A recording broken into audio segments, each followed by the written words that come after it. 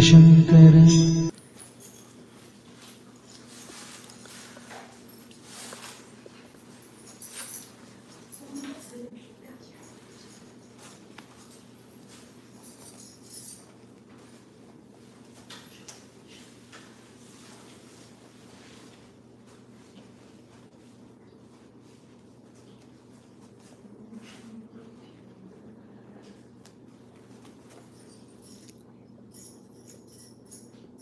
குருநாதன் கிருபை வேண்டும்.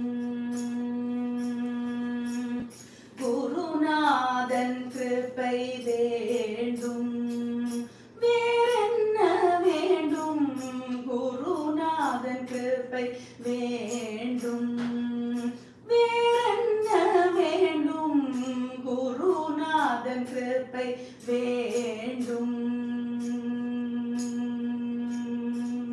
அனுஷத்தில் அவதரித்த சுவாமிநாத குருவே, அனுஷத்தில் அவதரித்த சுவாமிநாத குருவே, அனுகிரகம் பெற வேண்டும். வேறென்ன வேண்டும்?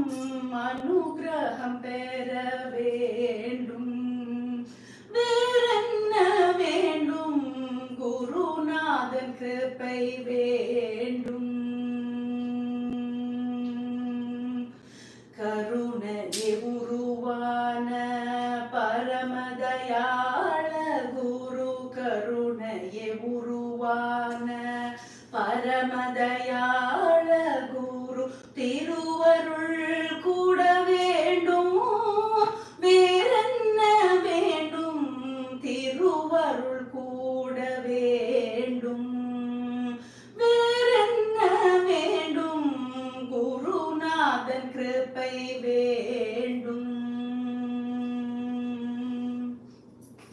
பரம கருண்யமூர்த்தி பாத பத்மங்களை, பரம கருண்யமூர்த்தி பாத பத்மங்களை பணிந்து நான் பாட வேண்டும். வேறென்ன வேண்டும்?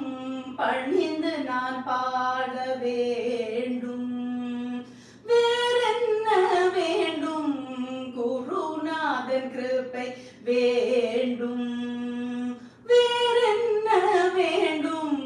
குருநாதன் கிருபை வேண்டும். हर हर शंकर जय जय शंकर, हर हर शंकर पाहि मां.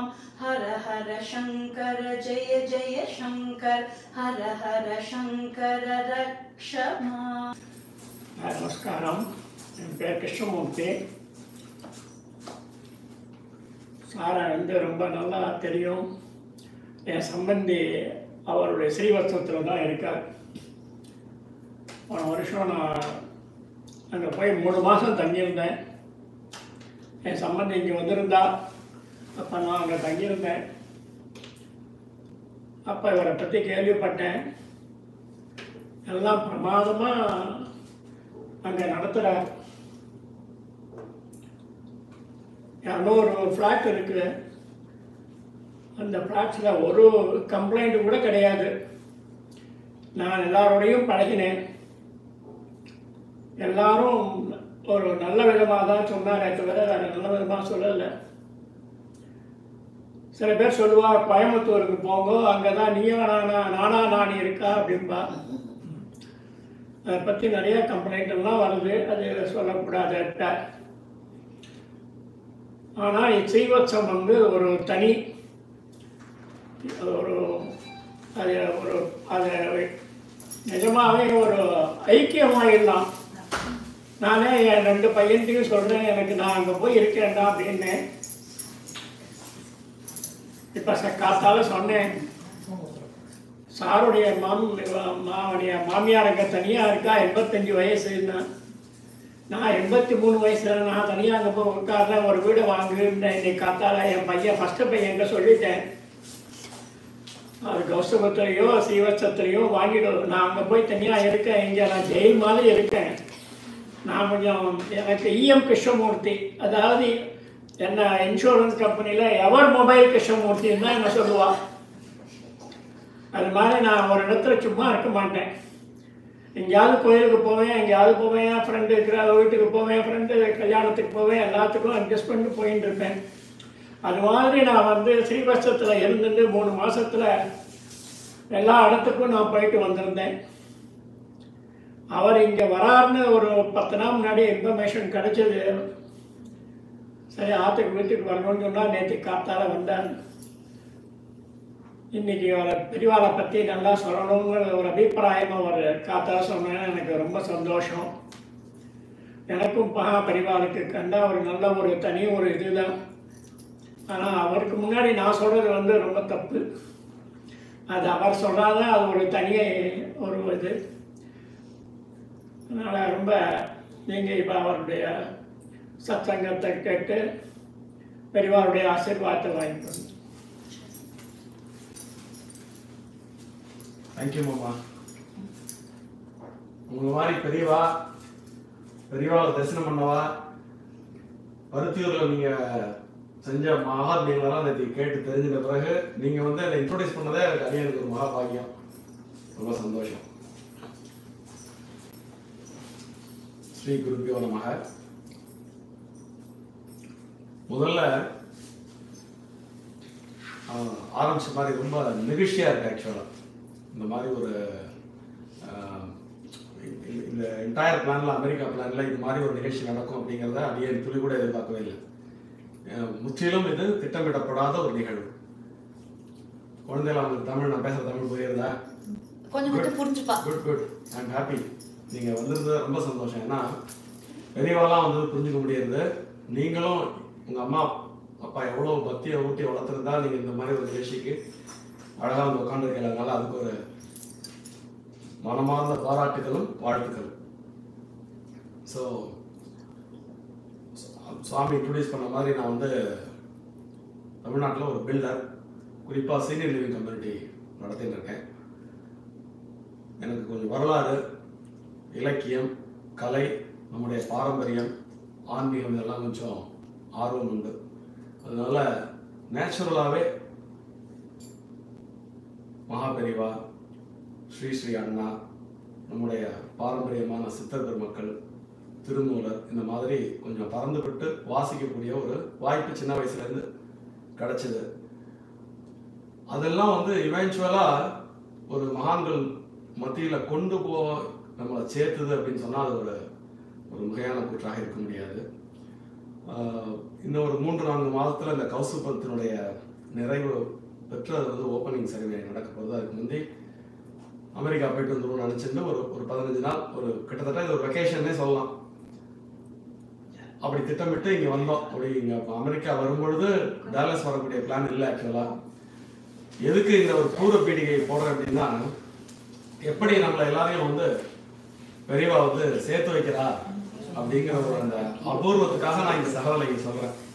ஸோ என்னுடைய பிளானில் வந்து சியாட்டில் டு சியாட்டிலேருந்து ஃபீனிக்ஸ் போயிட்டு, ஃபீனிக்ஸ்லேருந்து சியாட்டில் போயிட்டு அப்படியே ஊருக்கு போகிறது தான் என்னுடைய பிளான். மிஸ்டர் வெங்கட் வந்து ஒரு நல்ல நண்பர். அவர் இங்கே வந்த உடனே ஒரு எப்படியாவது ஒரு எக்ஸ்கியூஸ் பண்ணிவிட்டு ஒரு வீக்கெண்டு, லாங் வீக்கெண்டு ராத்திரி வந்துருங்கோ அப்படின்னு சொல்லிட்டு நீங்கள் சியாட்டில் வந்த பிறகு அவர் தொடர்பு கொண்டப்போ அவர் வந்து சரி நான் 2ஆம் தேதி 3ஆம் தேதி வந்துட்டு போயிடுறேன் அப்படின்னு. அப்புறம் என்ன சொன்னார் அவர், 2ஆம் தேதி 3ஆம் தேதிங்கிறது வந்து சரியாக வராது, அந்த டைமில் வந்து வீக் டேஸாக இருக்கு, நீங்கள் வந்தாக்கா ஒரு 4 பேரையாவது பார்க்கணும், அதனால நான் அந்த லாங் வீக்கெண்ட் உங்களால் வர முடியுமா அப்படின்னு கேட்டார். அதுக்கப்புறம் நான் அந்த ப்ரோக்ராம் சேஞ்ச் பண்ணிட்டேன். ஸோ நான் அந்த இந்த டைமில் போக வேண்டிய இடத்த முன்னாடியே போயிட்டு இந்த டைமில் இங்கே இருக்கிற மாதிரி சேஞ்ச் பண்ணிட்டும் ஒரு 2 நாளைக்கு முந்தைய வாரத்துக்கு வந்தப்போ அவர் ஒரு மாதிரி ஒரு அந்த ப்ராஜெக்ட்டுக்கு ஒரு ப்ரெசன்டேஷன் ஒன்று ஏற்பாடு பண்ணியிருந்தார். அந்த நான் வரதுக்கு முந்தையே எல்லாருக்கும் சொல்லி அந்த ரொம்ப வெற்றிகரமாக அந்த ப்ரெசன்டேஷனை பண்ணி முடிச்சு, அந்த டைமில் உங்களுக்கு சொன்ன மாதிரி கவிதா வெங்கட்ராமனவா சம்மந்தி சொன்னாலே அவள் ஸ்ரீவசத்தில் இருக்கா, அவள் வந்துருந்துட்டும் நீங்கள் எங்காத்துக்கு அவசியம் ஒரு வேளை வந்து சாப்பிட்டு போகணும் அப்படின்னா. ஸோ அவாத்துக்கு வந்து சாப்பிடும்பொழுது அப்பயே வந்து பார்த்தீங்கன்னா சுவாமி மகாபெரிவருடைய மகிமை பற்றி பேச ஆரம்பிச்சுட்டார். அவருக்கு வந்து ஒரு மகாபெரிவர் எப்படி வந்து கிடைச்சா அப்படிங்கிறத பற்றி பேசிட்டு இருந்தார். அப்போ திடீர்னு இவர் என்ன சொன்னார் அப்படின்னா, இங்கேருந்து ஒரு 3 ஆம் தள்ளி ஒரு ஆம் இருக்காரு. அவாத்துல நீங்கள் போய் பார்த்தீங்கன்னா மகாபிரிவாவில் வந்து அவர் அவள் வச்சுருக்கிற விதம் உங்களுக்கு ரொம்ப பிடிக்கும். அதனால் நீங்கள் அவசியம் அதை பார்த்துட்டு தான் ஊருக்கு போகணும் அப்படின்னாரு அவர். அவாத்து மாமி என்ன சொன்னால், பாவம் அவள் நீங்கள் வேலைக்கு எங்கேயாவது போயிட்டு இருப்பா, நம்ம தொந்தரவு பண்ண வேண்டாம். ஸோ அவள் இருந்தாக்கா நம்ம பார்க்கலாம், இல்லைன்னா அவளை தொந்தரவு பண்ண வேண்டாம் அப்படின்னா அவர் அதை பற்றிலாம் கவலைப்படலை. இல்லை, உடனே நம்பரை வாங்கி அவளுக்கு ஃபோன் பண்ணிட்டார். ஃபோன் பண்ண உடனே மாமி என்ன சொன்னால், நான் ஒரு 1:45 நான் கொஞ்சம் ஆஃபீஸில் இருக்கேன், ஒரு 1:45 நான் வந்துடுவேன் அப்படின்னா. அதுக்குள்ளே நாங்கள்லாம் இவரோட அந்த பருத்தியூர் அனுபவங்கள்லாம் பகிர்ந்து கொண்டோம். அது ரொம்ப அது ஒரு பெரிய பிரமாண்டமான ஒரு விஷயம். அவர் பூர்வீகம் வந்து பருத்தியூர். அந்த பருத்தியூர்னு சொன்ன உடனே பருத்தியூருடைய ராமர் வந்து இந்திய பாரம்பரியத்தில் ஒரு சிறந்த ஒரு ஒரு கலை பொக்கிஷம். அது வந்து ஒரு பழைய காலத்து பிரான்ஸ். அது வந்து களவு போனது, அது திரும்ப வந்தது, அதுகளெல்லாம் வந்து அவர் திரும்ப கொண்டு வந்ததுக்கு அவர் ஆற்றிய பங்கு பெரும்பங்கு. ஸோ அவர் பருத்தியூர்னு சொன்ன உடனே எங்கள் குடும்பம் தான் அதை பாதுகாத்ததுன்னு சொன்ன உடனே என்னுடைய ஆர்வம் தாழாமல் அவர் நான் பேட்டி எடுக்க ஆரம்பிச்சிட்டேன். அவரும் வந்து அவருக்கு வயசு 82 வயது இளைஞர். அவர் ஒன்று கூட விடாமல் அழகா 1 by 1 அது எப்படி அந்த பருத்தியூர் ராமர் மீட்டு உருவாக்கப்பட்டார் அப்படின்னு சொல்லி முடிக்கவும் மாமிட்டேருந்து கால் வரவும் சரியா இருந்தது. நான் வந்துட்டேன், நீங்கள் வந்து பார்க்கலாம் அப்படின்னு சொன்னால், நாங்கள் சும்மா சொல்கிறாளேன்னு சொல்லிட்டு எந்த விதமான எதிர்பார்ப்பும் இல்லாமல் ஏதோ சொல்கிறாங்க விஷயம் இருக்கும், இவர் பார்த்துட்டு பார்க்கணும்னு நான் நினைக்கிறேன்னு ஒரு மிஸ்டர் வெங்கட் சொன்னார். சரின்னு சொல்லிட்டு அதாவது ப்ரீ கன்சீவ்டு ஐடியாஸ்ன்னு சொல்லுவோம்ல, அது மாதிரி எதுவுமே இல்லாமல் நிச்சலமாக அப்படி உள்ள வந்து அதை பார்த்த உடனே ஐ எம் ஸ்டன்டு. ஒரு 4 செகண்ட் உட்காந்து பெரியவா உட்காந்து ஒரு சரணம் பண்ணிட்டு ஒரு தியானம் பண்ணினேன். எந்திருந்து இந்த இடத்துக்கிட்ட வரதுக்குள்ள அந்த 2வது பெரியவா தலையை வச்சிருந்த பூ கீழே விழுந்தது. ஸோ அது ஒரு மாதிரி ரொம்ப டச்சிங்காக இருந்தது மனசுக்கு. ஏன்னா இந்த மாதிரியான ஒரு அனுபவங்கள் எனக்கு வயசு ரொம்ப குறைச்சல், 53 வயசு தான் ஆகுது. ஆனால் இந்த மகான்களுடன் தொடர்பு, மகான்களோட பரிச்சயம், இதெல்லாம் வந்து சின்ன வயசுலேருந்தே ஒரு எந்த ஜென்ம பூர்வ ஜென்ம புண்ணியமாக எனக்கு கிடச்சிது அப்படிங்கிறத அந்த இடத்துல நான் வந்து பக்தியோட இந்த மாதிரி ஒரு சத்சங்கத்தில் தெரிவிச்சுக்க நான் ஆசைப்படுறேன். அந்த மாதிரி ஒரு உத்தரவு அப்படிங்கிறது வந்து ரொம்ப ரேராக தான் கிடைக்கும். ஸோ வந்திருக்கோம் அப்படின்னா நான் தானே உன்னை இங்கே கூப்பிட்டேன் அப்படின்னு சொன்ன மாதிரி இருந்தது. நீங்கள் வந்திருப்போன நீ அப்படியே என்னை பார்க்காம நீ போக முடியாது, ஸோ இங்கே வந்து நீ என்னை பார்த்துட்டு தான் போகணும் அப்படின்னு அவர் கூப்பிட்ட மாதிரி ஒரு ஃபீல் எனக்கு இருந்தது. ஸோ இதை உணர்றதுக்கு எனக்கு ஒரு முன் அனுபவம் உண்டு. இப்படி நான் ஃபீல் பண்ணுறதுக்கு ஒரு முன் அனுபவம் உண்டு.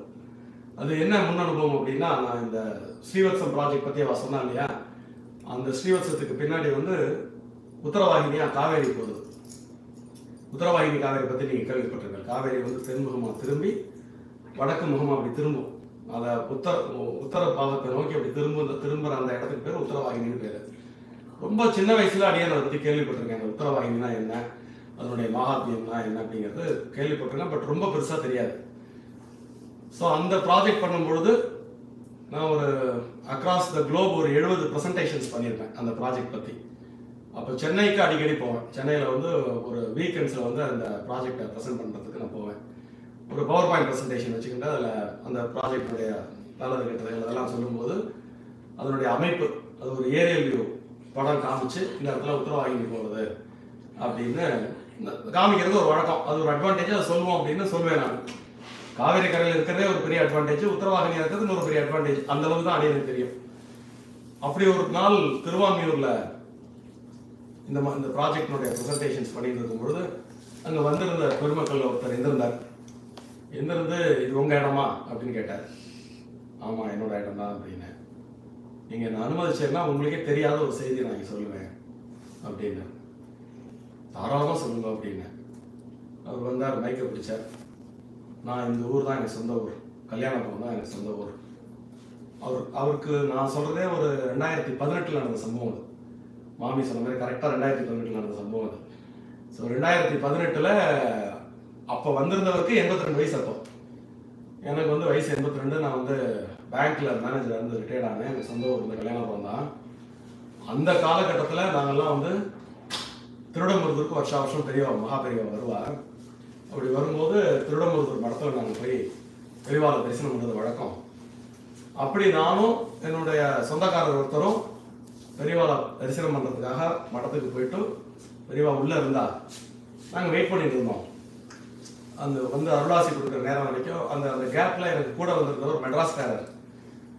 நேரம் ரொம்ப அதிகமாக இருந்தது, இந்த நேரத்தை வேஸ்ட் பண்ணாமல் நம்ம போயிட்டு கஞ்சனூரில் ஒரு உத்தரவாகினிக்கு காவேரி இருக்கு, அங்கே போய் குளிச்சுட்டு வந்துடுவோம் அப்படின்னு இவர் சொன்னது உள்ளே இருக்கிற பெரியவா காதில் விழுந்துருத்தோம். அவர் அங்கேயே இருந்தே உள்ளே இருந்தே சொல்கிறார், இதுக்கேண்டா அங்கே கஞ்சனூர் போனோம், மகாதன வீதிக்கு நேராக போயிட்டு வலது பக்கம் ஒரு பரலாங்க திரும்பினா அங்கே ஒரு உத்தரவாகினி இருக்கேன், அங்கே போய் குளிச்சுட்டு வந்துடலாமே அப்படின்னு உள்ளே இருந்தே சொன்னாலாம். இவன் உடனே தெரிஞ்சுட்டு நேராக அந்த வந்துட்டு இந்த காவேரியில் குளிச்சுட்டு திரும்ப போனோம்னா போய் நான் நல்லா முங்கி குளிச்சியா உத்தரவாகினில அப்படின்னு கேட்டு அதுக்கப்புறம் அந்த அந்த கான்வர்சேஷன் போச்சு. ஸோ இந்த தகவல் வந்து அவர் வந்து மெனக்கிட்டு அன்னைக்கு வந்து என்கிட்ட மைக்கை வாங்கி அவர் சொன்னார். இதுக்கு ஒரு சின்ன ஃப்ளாஷ்பேக் இருக்கு. என்ன ஃப்ளாஷ்பேக் அப்படின்னா, நான் அந்த சனி ஞாயிறு 2 அந்த வீக்கெண்ட்ஸில் வெள்ளிக்கிழமை சாயங்காலம் போயிடுவாங்க. சனிக்கிழமை ஒரு இடத்துல ப்ரெசன்டேஷன் வச்சுப்பேன், ஞாயிற்றுக்கிழமை அன்றைக்கி ஒரு ப்ரெசன்டேஷன் வச்சுப்பேன்.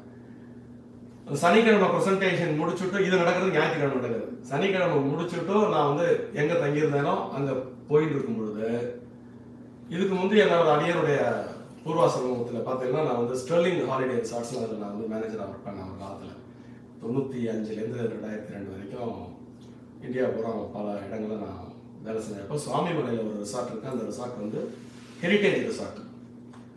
அதில் வந்து இந்தியாவுடைய பாரம்பரிய கலைகளெல்லாம் அங்கே வெளிப்படுத்துகிற மாதிரி ஒரு ரிசார்ட். அதனால நான் அங்கே வேலை பார்க்குற காலகட்டத்திலேயே அந்த நிறுவனத்திற்கு ஒரு தேசிய அங்கீகாரம் கிடச்சி ஒரு நேஷனல் லெவலில் ஒரு அவார்டு கிடச்சிது. அதற்கு பிறகு மீண்டும் அன்னைக்கு அந்த அந்த அவளுக்கு அந்த அவார்டு கிடைச்சிருக்கு. ஸோ என்னுடைய அந்த எக்ஸ் பாஸ் என்ன பண்ணார்னா, அந்த அவார்டு வந்த உடனே எனக்கு ஃபோன் பண்ணார். எனக்கு ஃபோன் பண்ணிட்டு, நீங்கள் கேட்டால் ரொம்ப சந்தோஷப்படும், முன்னாடி மாதிரி இப்போ எனக்கு ஒரு நேஷனல் லெவலில் அவார்டு வந்திருக்கு, அதை நான் உங்கள்கிட்ட பகிர்ந்து கொள்ள ஆசைப்படுறேன் அப்படின்னா, நான் சென்னையில் வாசாரி இருக்கேன் அப்படின்னு. அப்படியா, அப்படின்னா நாளைக்கு வா, நம்ம காத்தால உட்லண்ட்ஸில் வந்து காலம்பரம் பிரேக்ஃபாஸ்ட்டுக்கு மீட் பண்ணலாம் அப்படின்னா. அவர் கொஞ்சம் சீக்கிரம் 3:30 மணிக்கு எழுந்திருப்பார், ராத்திரி 7-8 மணிக்கெலாம் தூங்கிடுவார். ஸோ ரொம்ப ஏர்லி பேர்ட். 3:30 மணிங்கிறது நமக்கெல்லாம் அப்போ தான் தூங்கவே போவோம் நம்ம. அதனால் சார் 6 மணிக்கெலாம் வர முடியாது, ஒரு 1/2 மணி நேரம் தள்ளி ஒரு 6:30 வச்சுக்குவோம். நான் இங்கேருந்து கிளம்பி நான் வேலைச்சேரியில் இருக்கேன், மயிலாப்பூருக்கு வரதுக்கு ஒரு 1/2 மணி நேரம் ஆகும். ஸோ நான் 6 மணிக்கெலாம் ரெடி ஆகிட்டு 6:30க்கு இங்கே வந்துடுறேன் அப்படின்னு சொல்லிட்டு நானும் என் கூட ஒருத்தரையும் கூட்டிகிட்டு உட்லண்ட்ஸுக்கு போகிறோம். உட்லண்ட்ஸில் அப்படி உட்காந்து அவர் ஏற்ற மாதிரி அவர் கூட ஒருத்தர் வந்திருக்கா, என் கூட ஒருத்தர் உட்காந்துருக்கா. நாங்கள் 4 பேர் சேர்ந்து ஒரு டேபிளில் உட்காந்து பேசிட்டு இருக்கோம். இதை பற்றிலாம் இது எப்படி நடந்தது, பழைய நினைவுகளெல்லாம் இது எப்படிலாம் பண்ணினோம், எப்படி இந்த நேஷனல் அவார்டு கிடச்சதெல்லாம் பேசிகிட்டே இருக்கும்பொழுது இந்த மாதிரி ஒரு பஞ்ச கச்சம் கட்டிட்டு அண்ணன் நெத்தியில் விபூதி போட்டுட்டு ஒருத்தர் அங்கேருந்து வந்தார்.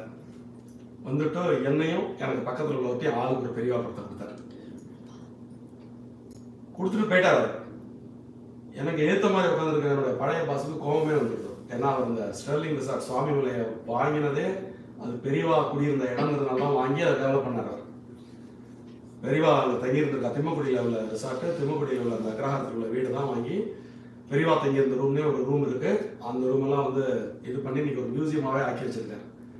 அப்போ அவர் கோச்சிக்கிறார், இந்த 4 பேரில் எனக்கே பெரியவா படம் வர்றதுக்கு தகுதி எனக்கு தான் அதிகமாக இருக்கு, உனக்கு மட்டும் கொடுத்துட்டு அவர் போயிட்டாரு. ஏன்னா அவர் சொல் இது சம்பவ் டெலிபதி மாதிரி இந்த படம் கொடுத்தவருக்கு மனசில் பட்டதோ என்னமோ தெரியல. அவர் திரும்ப வந்து அவளுக்கும் ஒரு படத்தை பெரியவா படத்தை கொடுத்துட்டு போயிட்டார்.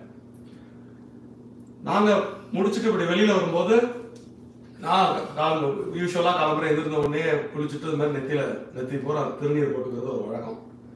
நான் என் கூட வந்தவர்கிட்ட சொல்லிகிட்டே போகிறேன். ஸோ நம்ம 2 பேரும் நெத்தியில் திருநீர் போட்டதுனால அந்த பெரியவர் வந்து மகாபெரியவா 10 ஆண்டு நினைச்சுக்கிண்டு நமக்கு வந்து படம் கொடுத்துட்டு போயிருக்காரு போல இருக்கு அப்படின்ட்டு கேஷுவலாக வந்துட்டோம். அன்னைக்கு சாயங்காலம் தான் இந்த பெரியவர் வந்து இந்த உத்தரவாகினியை பற்றி சொன்னார். இந்த உத்தரவாகினி பெரியவாளே சொன்னா அப்படிங்கிற செய்தியை அன்னைக்கு சாயங்காலம் அந்த பெரியவர் வந்து சொல்றாரு. இதோட இந்த நிகழ்ச்சி முடியல. யூஸ்வலா அந்த சனிக்கிழமையும் ஞாயிற்றுக்கிழமையும் ப்ரெசன்டேஷன் முடிச்சுட்டு நான் உடனே ஊருக்கு கிளம்புறது என்னோட வழக்கம். அப்படியே அந்த ப்ராஜெக்ட் அந்த இதை முடிச்சுட்டு நான் கிளம்புற நேரத்துல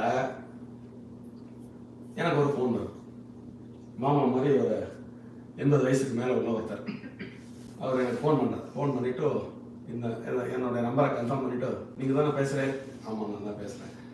நான் வந்து நீ காத்தால உங்களோட இதை பார்த்தேன், வரணும்னு நினைச்சிட்டு இருந்தேன், என்னால வர முடியல, எனக்கு 80 வயசுக்கு மேல ஆயிடுத்தோம், நீங்க எங்க இருக்க அப்படின்னு. உங்களுக்கு தெரியும் இந்த நம்ம பெரியவாள்லாம் வந்து பேசுற அந்த விதம் இருக்கு பாருங்க, தனியா ஒரு புத்தகம் எழுதலாம். ஸ்டெப் பை ஸ்டெப்பா அழகா கம்யூனிகேட் பண்ணுவாங்க. முதல்ல என்ன யாருன்னு விசாரிச்சிருந்தார், கன்ஃபர்மேஷன் பண்ணார், வரணும்னு இருந்தேன், என்னால் வர முடியல. அப்புறம் நீங்கள் எங்கே தங்கியிருக்கேன் அப்படின்னா, நான் வேலைச்சேரியில் தங்கியிருக்கேன். நல்லா தான் போச்சு, ஏன்னா நான் திருவான்மியூரில் இருக்கேன், பக்கத்தில் தான் இருக்கேன் அப்படின்னா. சுவாமி நான் இன்னைக்கு முடிச்சுட்டு ஊருக்கு போகிறதா இருக்கேன் அப்படின்னு. இல்லை அத்தாரிட்டேட்டிவாக சொல்கிறார், இன்னைக்கு ராத்திரி தங்கிடுங்க, நாளைக்கு காத்தால இப்படியே தான் நீங்கள் ஊருக்கு போகணும். வேலைச்சேரியிலேருந்து அப்படி திருவான்மியூருக்கு வந்துட்டோம், எங்கள் ஆற்றுல வந்து இதை பற்றிலாம் சொல்லுங்க, நான் கேட்டுக்கிறேன். கேட்டுட்டு நாங்கள் அதுக்கப்புறம் முடிவு எடுக்கிறோம், எங்களுக்கு ஒரு இன்ட்ரெஸ்ட் இருக்கு, அதனால் காத்தால வாங்க, அருமையாக ஒரு ஃபில்டர் காஃபி எங்கள் ஆற்று மாமி ஒரு ஃபில்டர் காஃபி போட்டு தர சொல்கிறேன். ஃபில்டர் காஃபி சாப்பிட்டுட்டே எனக்கு விஷயங்களை சொல்லுங்க, இந்த கேப்பில் பிரேக்ஃபாஸ்ட் ரெடி ஆகிடும், சாப்பிட்டுட்டு நிதானமாக நம்ம ஊருக்கு போகலாம் அப்படின்ட்டு எனக்கு ஒரு ஆப்ஷனே கொடுக்கல. சரி பெரியவர் சொல்கிறார் நம்ம கேட்டுப்போன்னு சொல்லிட்டு அன்றைக்கி ராத்திரி தங்கிட்டேன்.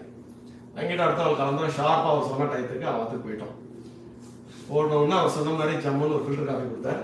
ஃபில்டர் காஃபி கொடுத்துட்டே கம்ப்யூட்டரை ஓப்பன் பண்ணி இந்த ப்ரெசன்டேஷனை எக்ஸ்க்ளூசிவாக அவருக்கு காமிச்சுட்டே வந்தேன். இதே மாதிரி அந்த உத்தரவாகினி காவேரி அந்த படத்தை பார்த்த உடனே அப்படியே நிப்பாட்டு அப்படிங்க, அப்படியே நிப்பாட்டு அப்படிங்க, உனக்கு இதை பற்றி தெரியுமா? ஏகவசனத்துக்கு வந்துட்டாரு. முதல்ல சாயங்காலம் பேசும்போது நீங்க வாங்க போகல அந்த உரிமையை எடுத்துட்டார் அவர். எனக்கு சந்தோஷமா இருந்தது. உனக்கு இதை பற்றி தெரியுமா அப்படின்னா, தெரியாது சுவாமி அப்படின்னு. இது வந்து இப்படி காவேரி வந்தா உத்தரவாகினின்னு பேரு. இது பத்தி பெரியவா சொல்லியிருக்காங்க இடத்துல. முத்தண்ணாவாளுக்கு வந்து ஒரு விழா கொண்டாடிட்டு காஞ்சி மடம், முத்தண்ணாவாளுக்காகவே ஒரு மலர் ஒன்று வந்தது. அந்த மலர்ல முத்தண்ணாவால் ஒரு கட்டுரை எழுதியிருக்கார். அந்த கட்டுரையில கஞ்சன் ஒரு உத்தரவாகினியை பத்தி குறிப்பிட்டிருக்கார்.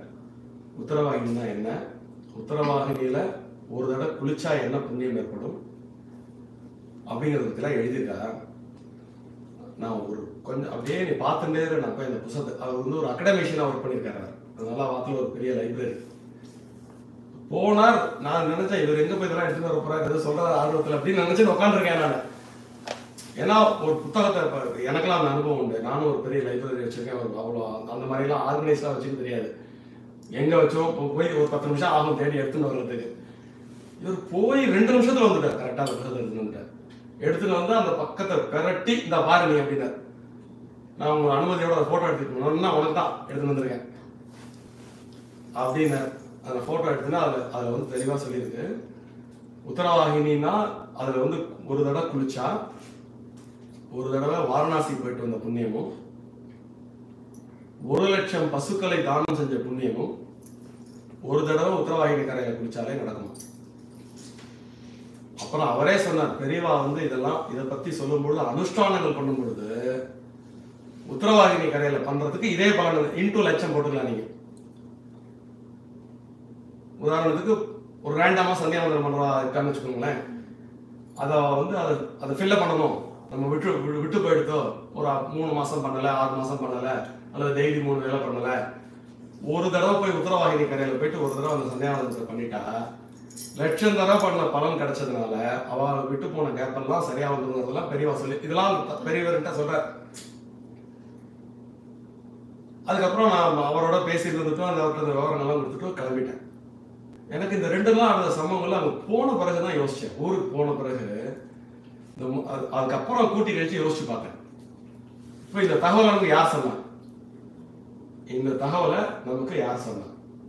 அந்த பிரசன்டேஷன் இந்த பெரியவர் தானா சொன்னாரா அல்லது பெரியவா அனுப்பினாரா? நீங்க இப்போ இந்த 3 நிகழ்ச்சி அப்படி அப்படி அப்படி ஒரு ஒரு கோரையா எடுத்து பாருங்க. அந்த பெரியவர் காலம் வரை கையில் அவரை படம் கொண்டு வந்து கொடுத்தவர் யாருமே எனக்கு தெரியாது. ப்ராபப்ளி அவருக்கு என்ன யாருன்னு கண்டிப்பாக தெரிஞ்சிருக்காரு. நாங்கள் சொன்ன மாதிரி ஏதோ நெத்தியில் பட்டை போட்டு ஒருத்தர் உட்காந்துருக்காரு, ஒரு பக்திமான் போல இருக்குன்னு அவரான் நினச்சிக்கிட்டு நம்மளை பக்திமான்னு கன்ஃபார்ம் பண்ணி நம்ம கையில் வந்து ஒரு பெரியவர் படம் கொடுத்துட்டு போனார். கிட்டத்தட்ட அந்த நிகழ்ச்சி அவுட்புட் வெளியில வந்து பார்த்தா அப்பதான் தெரியும். இது அந்த மாணிக்கவாசகர் வந்து ரொம்ப அழகாக சொல்வார்,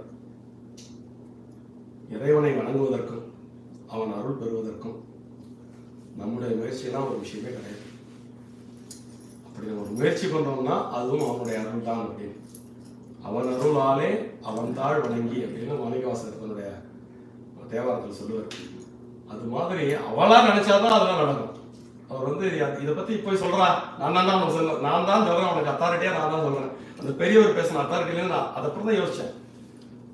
அப்போ இந்த தகவல் வந்து அந்த நேரடியா அந்த அனுபவம் பெற்றவங்கள்டேருந்து நமக்கு இந்த தகவல் வருது. அந்த தகவல் எனக்கு ரொம்ப உபயோகமான தகவல், எல்லா விதத்திலும் உபயோகமான தகவல். நான் அதுக்கு பிறகு இந்த உத்தரவாகியை பத்தி ஒரு ஆர்டிக்கிளே எழுதி எல்லாருக்கும் அனுப்பிச்சு வச்சேன். ஸோ நிறைய பேர் இப்போ வந்து அங்கே ஒரு அந்த இது தெரிஞ்சதுனால பின்னால நாங்கள் ஒரு வேலை செஞ்சோம். அந்த உத்தரவாகி கரையில் ஒரு சாதம் ஒன்று பண்ணோம். அப்போ ஒரு நாள் சந்தியாவந்தம் பண்ணதுக்கு அவ்வளோ பலன் அப்படின்னா, வருஷ சாதத்தை அந்த உத்தரவாகினி கரையில் பண்ணால் எவ்வளோ புண்ணியம் வரும். அப்போ இதனுடைய இம்ப்ளிகேஷன், இது மாதிரி தகவல்கள் எல்லாம் நமக்கு கம்யூனிகேட் ஆகிறது அப்படிங்கிறது வந்து பார்த்தீங்கன்னா, அது மகான்களுக்கு வந்து அவெல்லாம் வந்து என்னைக்கும் இருக்காங்க.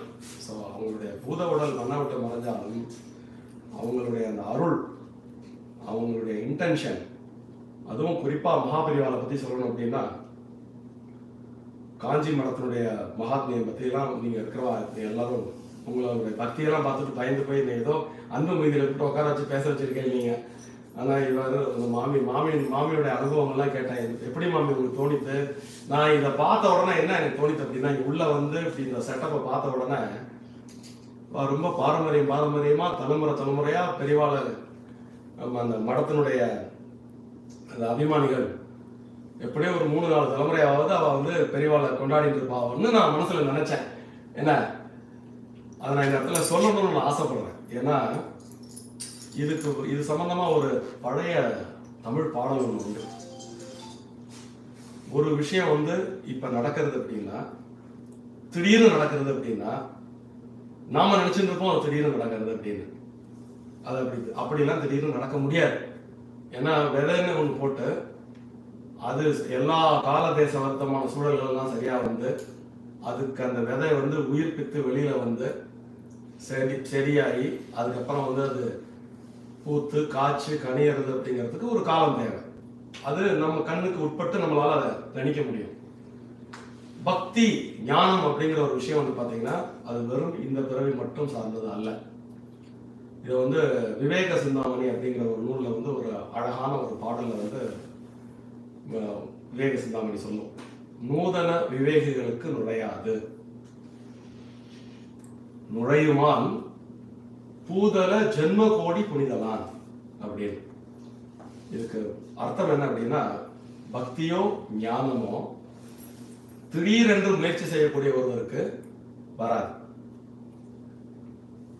அப்படி நீங்க இப்ப இவாள கேட்ட எப்ப மாமி நீங்க முதல்ல உங்களுக்கு இதுல ஆர்வம் ஏற்பட்டது அப்படின்னு கேட்டேன். அவ சொன்னதை சொல்லிட்டு மேற்கொண்டு சொன்னா அது பொருத்தமா இருக்கும். ரொம்ப அழகாவே ஒரு உதாரணத்தோட சொன்னான். 2018 வரைக்கும் பெரியவாளுடைய பரிச்சயம் என்னன்னா, கல்யாண பத்திரிகையில பேர் போடுறதோட சரி அப்படின்னு.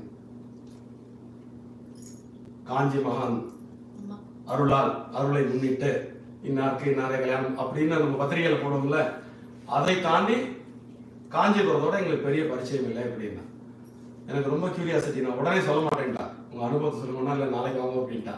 என்ன எனக்கு ரொம்ப கியூரியஸா இருக்கு. அப்போ 2018 தான் உங்களுக்கு அறிமுகமாச்சு அப்படின்னா, திடீர்னு எப்படி இவ்வளவு பெரிய லெவலுக்கு உங்களுக்கு பக்தி போச்சு அப்படின்னு கேட்டப்போ, இன்னைக்கு வந்துட்டு நிறைய அது சின்ன சின்னதா முதல்ல எங்க அறிமுகமாச்சு அப்படிதான் அவள் ஆட்கொள்வான். நீங்க வந்து சுந்தரமூர்த்தி நாயனார திடீர்னு தான் ஆட்கொண்டார். பெருமாள் கல்யாணம் தண்ணிக்கு போயிட்டு வயசான காலத்துல போய் கல்யாணத்தை நிப்பாட்டி அவர் ஆட்கொண்டார் இல்லையா. ஸோ அந்த அருள் வர நேரத்துல அந்த ஆட்கொள் நடக்கும். அந்த அருள் எப்போ வரும் அப்படிங்கிறது நமக்கு தெரியாது. அது நம்ம கையில் இல்லை. அது இந்த பிறவியில் செஞ்ச புண்ணியமா, இந்த பிறவியில் செஞ்ச முயற்சியா அப்படிங்கிறது நமக்கு தெரியாது. ஸோ நூதன விவேகிகளுக்கு நுழையாது. நம்ம கண்ணுக்கு வாழ்க்கை 2018 ஆரம்பிச்சு இவ்வளோ உயரத்துக்கு வந்துட்டாலேவா, அப்போ நம்ம நாளைக்கு ஆரம்பிச்சு நம்ம நாளைக்கு நம்மளும் வந்துடலாம் அப்படின்னு நம்ம நினைச்சோம்னா அது தனி ஒவ்வொருத்தருக்குள்ள இண்டிவிஜுவலான ஒரு அனுபவம். அது நுழையுமால் பூதல ஜென்ம கோடி புனிதலாம். அப்படி ஒருத்தருக்கு பக்தியோ ஞானமோ திடீரென்று வந்து விட்டது என்று நீ கருதினால் அதுக்கு பின்னாடி என்ன இருக்கு அப்படின்னா, அவங்க பல கோடி ஜென்மா இந்த பூமியில புனிதர்களாக வாழ்ந்து தனது முந்தைய பிறவியை முடித்திருக்க கூடும். அப்படி பல கோடி ஜென்மம் பிறந்துன்னு ஒரு வார்த்தை வரல, நீங்க அதை அண்டர்லைன் பண்ணா பூதல ஜென்ம கோடி புனிதலாம். ஸோ பல கோடி ஜென்மங்கள் அவங்க பிறந்து புனிதர்களாக வாழ்ந்திருந்தால் மட்டுமே அப்படி ஒரு நூதன விவேகம் என்பது அவர்களுக்கு ஏற்படும். அது அறிவோ ஞானமோ பக்தியோ அப்படி வரும் அப்படின்னு. ஸோ இவா 2018 பிறகுதான் எனக்கு வந்து ஒரு இன்ட்ரோடக்ஷன் வந்தது அப்படின்ட்டு அவ சின்ன சின்னதாக நடந்த பல நிகழ்ச்சிகளே இன்னைக்கு நமஸ்காரம் என் கூட அவ பகிர்ந்துட்டான். எப்படி அது கொஞ்சம் கொஞ்சமா வந்து அது அடுத்தடுத்த லெவலுக்கு அந்த பக்தி பெரியவா பேர் உள்ள பக்தி மேலே போச்சு அப்படின்னு அவ பகிர்ந்துட்டா. அது வந்து அரை மணி நேரத்திலோ 1 மணி நேரத்திலோ எக்ஸ்பிரஸ் பண்ண முடியாத அளவுக்கு அவங்களுடைய அனுபவம் ரொம்ப நீண்ட நடிக அனுபவமாக இருந்தது. அதனால நான் சுருக்கமாக அவங்களுடைய அந்த பக்தி வந்து இந்த பக்தியை பார்த்த உடனே எனக்கு இன்னொரு விஷயமும் ஞாபகம் வந்தது. வந்த உடனே அதை அவரோட பகிர்ந்துட்டேன். சுவாமி விவேகானந்தர் உங்களுக்கு எல்லாம் தெரியும். சுவாமி விவேகானந்தர் வெற்றிக்கான சூத்திரமா ஒன்றை பதிவு பண்றாரு வாழ்க்கையில. Take one idea, make that one idea into your life, then think of it, live on it with every cells of your body, think on it, live on it, success be yours அப்படின்னு சொல்லிட்டு ஒரு formula வந்து சுவாமி விவேகானந்தர் சொல்றாரு. அது மாதிரி இவா பெரியவா பத்தின ஒரு ஸ்மரணையை வச்சுக்கிட்டு நின்னா பெரியவா, உட்காண்டா பெரியவா, நடந்தா பெரியவா, பார்த்தா பெரியவா, சாப்பிட்டா பெரியவான்னு சொல்லிட்டு நான் 24 மணி நேரம் தான் ஆறுதா பார்த்து 24 மணி நேரத்தில் அவங்களை அப்சர்வ் பண்ணதில் அப்படி ஒரு அப்சேஷன் அவங்களுக்கு வந்து உண்டாயிடும். அந்த ஆச்சரியம் தான் வந்து உடனே அவர் மிஸ்டர் வெங்கட் என்ன பண்ணார், நாளைக்கு இன்னைக்கு பாருங்க அனுஷம், இன்னைக்கு வந்து அனுஷம், இதெல்லாம் எதுவுமே நாங்கள் எங்களுடைய இந்த ஒரு 15 நாள் பிளான்ல இதெல்லாம் எதுவுமே மைண்டில் நிற்கல. ஆக்சுவலாக அவர் என்ன சொன்னார், இப்போ நாளைக்கு நாங்கள் வருவோம், ஒரு சின்ன ஒரு சத்சங்கம் மாதிரி வச்சுட்டு நீங்கள் பெரியவா பற்றி பேசலாம் அப்படின்னு. எனக்கு வந்து திடீர்னு வந்தோம், என்ன பேசுறதுங்கிறத பற்றி ஐடியாலாம் எனக்கு இல்லை. டக்குன்னு சொன்ன உடனே நானும் ஒத்துட்டேன். டக்குன்னு ஏற்பாடாகி நீங்கள் எத்தனை பேர் நீங்களாம் ஷார்ட் நோட்டீஸில் வந்தது வந்து எனக்கு இதுவும் பெரியவாளுடைய அனுகிரகம் அப்படின்னு தான் சொல்லணும். முதல்ல அப்படி வந்திருக்கிறவா எல்லாருக்கும் மீண்டும் ஒரு முறை என்னுடைய சிறந்தான வணக்கங்களை நான் தெரிவிச்சுக்கிறேன். இந்த சிறுவனும் ஏதோ பேசக்கூடும் அப்படின்னு நீங்கள் எல்லாம் நம்பி வந்து உட்காந்துருக்கேன். அதுக்கே என்னை யாருன்னு உங்களுக்கு தெரியாது, உங்களை யாருன்னு எனக்கு தெரியாது, இருந்தாலும் ஒரு அந்த பெரியவா தான் கூட்டி வைக்கிறா அப்படிங்கிறதுக்கு இது ஒரு எட்டர்னல் எக்ஸாம்பிள். என்னோட இதுக்கப்புறம் போன உடனே ஒரு இன்விடேஷன் ஃபார்மெல்லாம் ரெடி பண்ணி போட்டோம். நானும் மிஸ்டர் வெங்கட், மிஸ்ஸஸ் வெங்கட் 3 பேரும் வந்து இன்றைய நாளோட அனுபவங்கள் மற்றும் சில அனுபவங்களை பேசிட்டு இருந்தோம். அது பேசிட்டு இருக்கும்போது நம்ம இங்கே உள்ள டைம் படி ராத்திரி 11 மணி ஆகிடுத்தோம். நேற்று நடந்த சம்பவம் சொல்கிறேன். இங்கே உள்ள டைம் படி ராத்திரி 11 மணி ஆகிடுத்தோம். இந்தியாவிலேருந்து ஒருத்தர் என்ன கூப்பிட்றாரு, மும்பையிலேருந்து. உங்களுடைய இன்விடேஷனை பார்த்தேன் சுவாமி, நான் வந்து ஒரு அனுபவத்தை உங்களுக்கு பகிர்ந்துக்கிறேன், நீங்கள் இந்த மாதிரி நாளைக்கு அனுஷ பூஜையில் பேசுகிறேன்னு பார்த்தேன், எனக்கு பெரியவாளோட ஒரு அனுபவம் ஏற்பட்டு அந்த அனுபவத்தை நான் உங்களோட பகிர்ந்துக்கிறேன் அப்படின்னு. தாராளமாக சொல்லுங்க அப்படின்னு கேட்டிருந்தேன். எனக்கு 2 இன்சிடென்ட் சொல்லணும்னு நான் நினைக்கிறேன். அவர் வந்து பாம்பேயில் வந்து ஒரு பெரிய கம்பெனியோட சிஇஓ. அவர் தமிழ்நாட்டிலேருந்து பாம்பேயில் போய் செட்டில் ஆனவர். நம்முடைய இந்த நிகழ்ச்சிகளெல்லாம் தொடர்ந்து ஃபாலோ பண்ணுறவர். எனக்கு கிட்டத்தட்ட 2008 அது பரிச்சயம். ஸோ அதனால் மியூச்சுவல் ஃப்ரெண்ட்ஷிப். இத்தனை நாளாக அவரை பற்றி என்கிட்ட சொன்னதில்லை. நேற்று இந்த இன்விடேஷனை பகிர்ந்த உடனே அவர் கூப்பிட்றார். ராத்திரி அப்படிலாம் அவருக்கு தெரியும் 11 மணிக்கெலாம் கூப்பிட்ற ஆளும் கிடையாது. அவர் ஒரு மெசேஜ் வந்து போட்டார் வாட்ஸ்அப்பில், இது மாதிரி நான் என்னோட அனுபவத்தை உங்கள்கிட்ட கொஞ்சம் ஷேர் பண்ணிக்கலான்னு இருக்கேன், நீங்கள் நாளைக்கு பேசும்போது சொல்லுங்க, நான் உங்கள்கிட்ட கொஞ்சம் நேரம் கழிச்சு பேசுகிறேன்னு ஒரு மெசேஜ் போட்டிருக்கேன். நான் அந்த பேச்சு சுவாரஸ்யத்தில் அதை பார்க்கல. கொஞ்சம் நேரம் கழிச்சு நான் அதை பார்க்கறதுக்குள்ள அவர்கிட்ட கால் வந்துருக்கும். கால் வந்தோடனே நான் இந்த மாதிரி ஒரு ஒரு அனுபவத்தை சொல்லணும்னு நினைக்கிறேன், சொல்லட்டுமா அப்படின்னு. சொல்லுங்க அப்படின்னு. நாங்கள் ஒரு தடவை இப்போ பாம்பேலேருந்து சென்னை போனப்போ, எப்போ நாங்கள் போனாலும் சென்னை போனாலும் சென்னையிலேருந்து காஞ்சிபுரம் போய் பெரியவாளை பார்த்துட்டு வர்றது வழக்கம். அதாவது மகா பெரியவா இருந்த அந்த காலகட்டத்தில் நடந்த செய்தி இது பார்க்குறது வழக்கம். அப்படி நாங்கள் ஒரு தடவை ஃபேமிலியோடு போகும்போது என் பையன் வந்து சட்டை இல்லாமல் இங்கே எங்கேயும் ஓடிட்டு வந்தான். அது பார்த்துட்டு முதல்ல அவனுக்கு பூனலை போடுறா அப்படின்னாரு. ஊருக்கு வந்த ஒரே மாதத்தில் நான் உடனே அவனுக்கு பூனல் போட்டு வச்சுட்டேன். இது ஒரு சம்பவம். அடுத்த சம்பவம், நான் இன்னொரு சந்தர்ப்பத்தில் நாங்கள் இந்த மாதிரி சென்னை போயிட்டு, எங்கள் சென்னையில் எங்களுக்கு சித்தி அவங்க உண்டு. எங்கள் சித்தி வந்து திருவிடைமருதூர்லேருந்து வந்தவா. அவளுக்கு ஒரு மடத்தோட ஒரு பெரிய நீண்ட நடிகை தொடர்பு உண்டு. ஆனால் சித்தியை லேஸில் கிளப்ப முடியாது, எங்கேயும் எதுக்கு கூப்பிட்டாலும் வரமாட்டேன்னு சொல்லிடுவா. நான் தயங்கின்றே தான் கூப்பிட்டேன். சித்தி நான் அந்த மாதிரி காஞ்சிபுரம் போகிறேன், நீங்கள் வரையலாம் அப்படின்னு சொல்லி கேட்டேன். அதுக்கு என்னடா போவோமே பெரியவாளை போய் பார்த்துட்டு வந்துடுவோமேனு உடனே ஒத்துட்டா.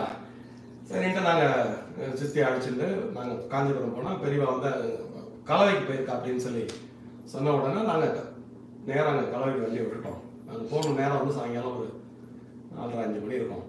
அந்த டைமில் அந்த அந்த அந்த குளத்தங்கரை பக்கத்தில் பெரியவா வந்து அனுஷ்டானம் பண்ணிட்டு இருந்தாங்க.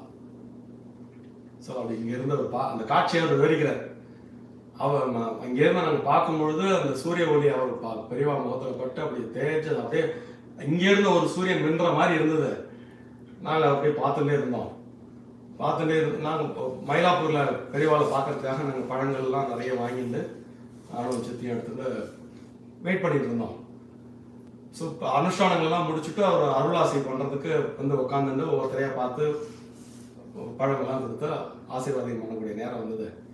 நாங்கள் 2 பேருமே முடிவு பண்ணோம், நிறைய கூட்டம் இருக்கு, மெதுவாக போவோம், நம்ம வந்து நிதானமாக வந்து இடத்துலேருந்து நம்ம பெரியவாளை பார்த்து நம்ம சந்தோஷப்படுவோம், நம்மளை கூப்பிட்றப்ப நம்ம போவோம் அப்படின்னு சொல்லிட்டு அவள் 2 பேரும் அப்படி உட்காந்துருந்தாலும் கரெக்டாக இவ டர்ன் வந்த உடனே சித்தி போயிட்டு நான் இது மாதிரி திருடுமுருதூர் பாலகிருஷ்ணனுடைய தங்கை அப்படின்னு அவள் இன்ட்ரடியூஸ் பண்ணிட்டாங்க. இன்ட்ரடியூஸ் பண்ண உடனே ஒரு 5 நிமிஷத்துக்கு மேலே பெரியவா அவளோட பேசிட்டு இருந்தான். அப்போ இவர் என்ன பண்ணார், அந்த காட்சியை பார்த்துட்டு அப்படியே மெயின் மறந்து வாங்கிட்டு வந்த பழங்கள்லாம் கொடுத்து நமஸ்காரம் பண்ணி பெரியவாளை பார்த்தோம்னா கொடுத்துட்டு நமஸ்காரம் பண்ணணும்ல, அதெல்லாம் மறந்து போயிட்டு ஆஃபர் பண்ணது வந்துட்டு அப்படியே திக்பரமா பிடிச்ச மாதிரி பார்த்துட்டு நின்றுட்டே இருந்தாராம். அப்போ அந்த சித்தி வந்து எப்போ பெரியவாளை கொடுத்து நமஸ்காரம் பண்ணு அப்படின்னால அந்த க்ஷணத்துல இவர் ஒன்று யோசிச்சார். என்ன யோசிச்சாருன்னா, ஆமாம் நம்ம பார்த்து இப்படிலாம் பழங்கள்லாம் வாங்கிட்டு வரோம், மடத்தில் என்ன நடக்குதுலாம் நம்ம தெரியுது, போய் கொடுத்த உடனே அவள் என்ன பண்ணுவா, வாங்கி ஆளுக்கு ஒன்று கொடுத்துருவா, அவள் வாங்கி சாப்பிடவா போறா அப்படின்னு நினைச்சாராம்.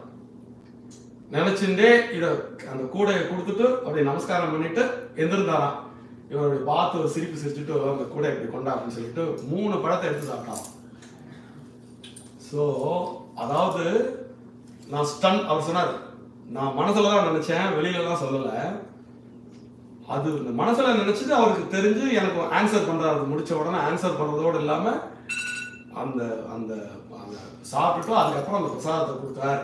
நீங்க இந்த நிகழ்ச்சியை நாளைக்கு நேர்த்தி இப்போ இந்த 24 மணி நேரத்துக்குள்ள நடந்த நிகழ்ச்சி, நான் ரொம்ப சின்ன பையன், எனக்கு வந்து நேரடி அனுபவங்கள்லாம் இல்லை, நேரடி அனுபவங்கள் அவங்களோட பழக்கம் எனக்கு பை காட்ஸ் கிரேஸ் கிடைச்சதுனால இப்போ 24 மணி நேரத்துக்குள்ள இது வரைக்கும் அவர் இந்த செய்தியை நான் எங்கேயும் பகிர்ந்ததில்லை. நீங்கள் நாளைக்கு வந்து அந்த சத்சங்கத்தில் இந்த செய்தியை நீங்கள் பகிர்ந்து கொண்டு அவர் சொன்னதுக்கு என்னங்க நான் அந்த செய்தியை நான் இங்கே பகிர்ந்து கொண்டேன்.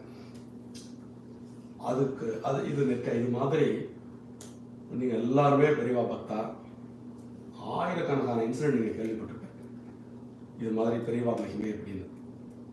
இது தாண்டி நான் இப்போ என்னுடைய இன்ட்ரோடக்ஷனில் நான் சொன்ன மாதிரி எனக்கு ஒரு சில அவதானிப்பு உண்டு. என்ன மாதிரியான அவதானிப்பு உண்டுன்னா, இந்த மாதிரியான ஒரு மகான்கள் இது எப்படி அவளுக்கு சாத்தியமாகும்? நம்ம சிம்பிளா ஒரு சின்ன டெர்மினாலஜிக்குள்ள போட்டுருவோம், அவள் அவதார புருஷா அப்படின்னு. அவதார புருஷா, திரிகால ஞானி, அவளுக்கு தெரியாது எதுவுமே இல்லை அப்படின்னு சொல்லிட்டு நம்ம வந்து அதுக்கு அடுத்த ஸ்டேஜில் அவளை புரிஞ்சுக்க முயற்சியே பண்றது இல்லையோன்னு எனக்கு அப்பப்போ தோன்றது உண்டு. நிச்சயமா அவதார புருஷா அப்படிங்கிறதுல எந்த விதமான மாற்றமும் கிடையாது.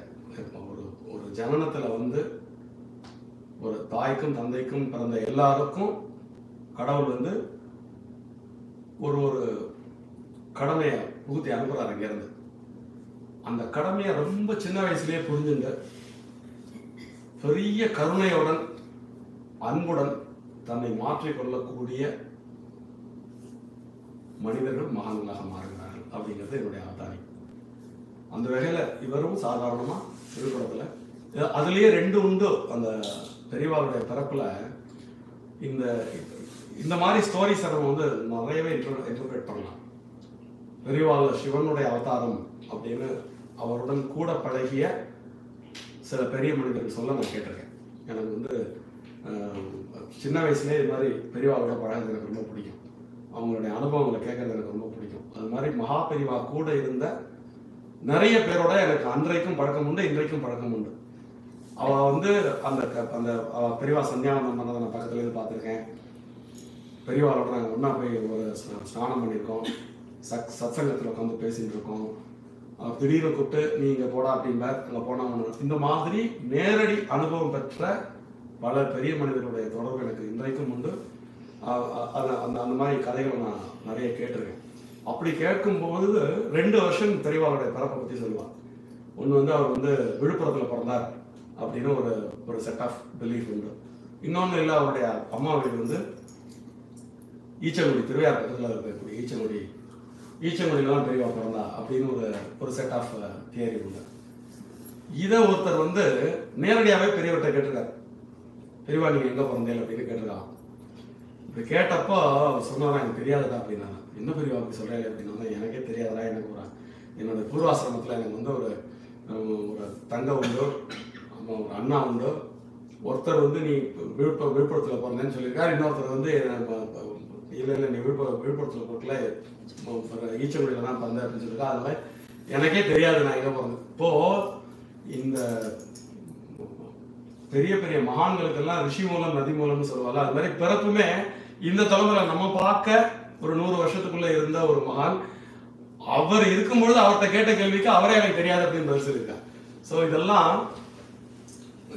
வந்து ஒரு தனிப்பட்ட முறையில் சிந்திச்சு பார்க்கும் பொழுது இது மாதிரியான சில சிறந்த அவதார புருஷர்களிடம் கடவுள் ஒரு மிகப்பெரிய பொறுப்பை ஒப்படைக்கிறார் அப்படின்னு நம்ம ஐயம் திருப்பரை புரிந்து கொள்ளலாம். இப்போ மகாபெரிவாளுடைய ஒரு லைஃப் அப்படிங்கிறத நம்ம எடுத்துட்டு போனோம்னா பல்வேறு விதமான கல்யாண குணங்களை கொண்டவர். இப்போ இந்த மாதிரி ஒரு அனுஷத்தப்போ நம்ம ஏன் இப்படி எல்லாரும் ஒரு 10-15 பேர் உட்காந்து இன்னைக்கு பெரியவாளுடைய ஸ்மரணை, இந்த ஸ்மரணை அப்படிங்கிறது ரொம்ப முக்கியம். இப்போ இந்த மாமியை பார்த்த உடனே எனக்கு அதுதான் தோணிது. அதனால நான் இன்னைக்கு வந்து அந்த ஹெவி ஷெட்யூல்லையும் இந்த மாதிரி அதை அனுபவிக்கணும்னு நான் ஆசைப்பட்டேன். பகிர்தல் அப்படிங்கிறது கூட பெரிய வார்த்தை. இந்த ஸ்மரணை அப்படிங்கிறது வந்துடுத்து அப்படின்னா எல்லாமே அந்த இப்போ அந்த கல்யாண குணங்கள்னு சொல்றோம் இல்லையா, இப்போ வந்து பெரிய ஒரு பிசிக்கலாக இல்லை, சூட்சமமா இருக்கார் அப்படிங்கிறத நிச்சயமா நம்ம இப்படி பல ரூபத்தில் அவரும் காமிச்சு கொடுக்குறாரு. அதை புரிஞ்சுக்கிறதுக்கு நமக்கு சக்தி வேணும். அவ்வளோதான்.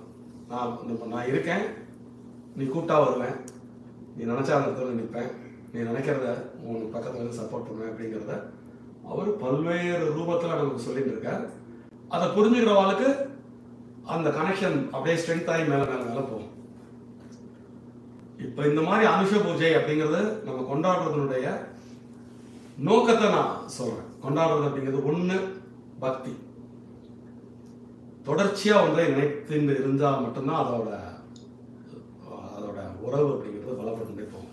கடவுளோட இப்போ நீங்கள் வந்து முருக பக்தராக இருக்கலாம், விஷ்ணு பக்தராக இருக்கலாம், சிவபக்தராக இருக்கலாம், அம்பாள் பக்தராக இருக்கலாம், அல்லது இது மாதிரி குரு பக்தி. எனக்கு வந்து என்ன சொல்றேன், எனக்கு வேற எதுவுமே எனக்கு தெரியாது, எனக்கு கடவுள் நான் தனியாக ஒருத்தர் கும்பிடலை, எனக்கு எல்லாமே பெரியவா தான். ஸோ இந்த நிலை வர்றது அப்படிங்கிறது அவ்வளோ சாதாரண விஷயம் கிடையாது. அந்த நிலையை பலப்படுத்துறது எது அப்படின்னு கேட்டிங்கன்னா இது மாதிரி ஒரு சத்சங்கம். ஒரு காரணத்தை வச்சுக்கிட்டு நம்ம அவளை நினைக்கிறது. அப்படி நினைக்கும் போது டெக்னிக்கலாக என்ன நடக்கிறது அப்படிங்கிறத நான் வந்து பகிர்ந்துக்க ஆசைப்படுறேன். ஒரு பெரிய அனுஷம்னா மகாபெரிவாளுடைய ஜெயந்தி தினம்.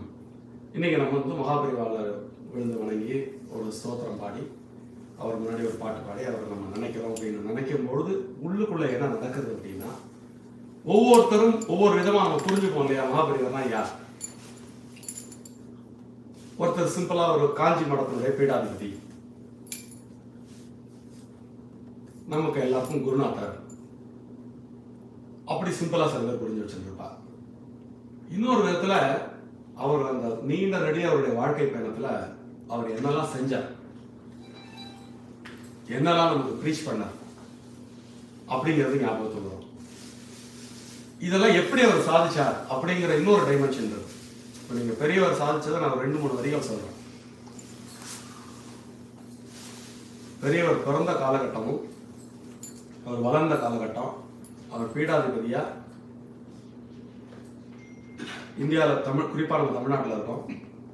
தமிழ்நாட்டில் 1950க்கு பிறகு ஒரு பெரிய மாற்றம் ஏற்பட்டது. பக்தி, இலக்கியம், கலை, வரலாறு இதுக்கெல்லாம் ஒரு பெரிய த்ரெட் இன்னைக்கு வரைக்கும் இருக்கு. இந்த சூழல்ல காஞ்சி பீடாதிபதியா பெரியவர் தான். நீங்க ரொம்ப நுட்பமான தளங்களை பார்க்கணும். நம்ம பக்தி ஞானம் அப்படிங்கிறத தாண்டி பெரியவாளுடைய மிகப்பெரிய சாதனையை நம்ம சொல்லியிருந்தோம். காஞ்சி பீடாதிபதியா மட்டும் இல்லாமல் அவர் எல்லாத்திலையும் கவனம் செலுத்தினார்.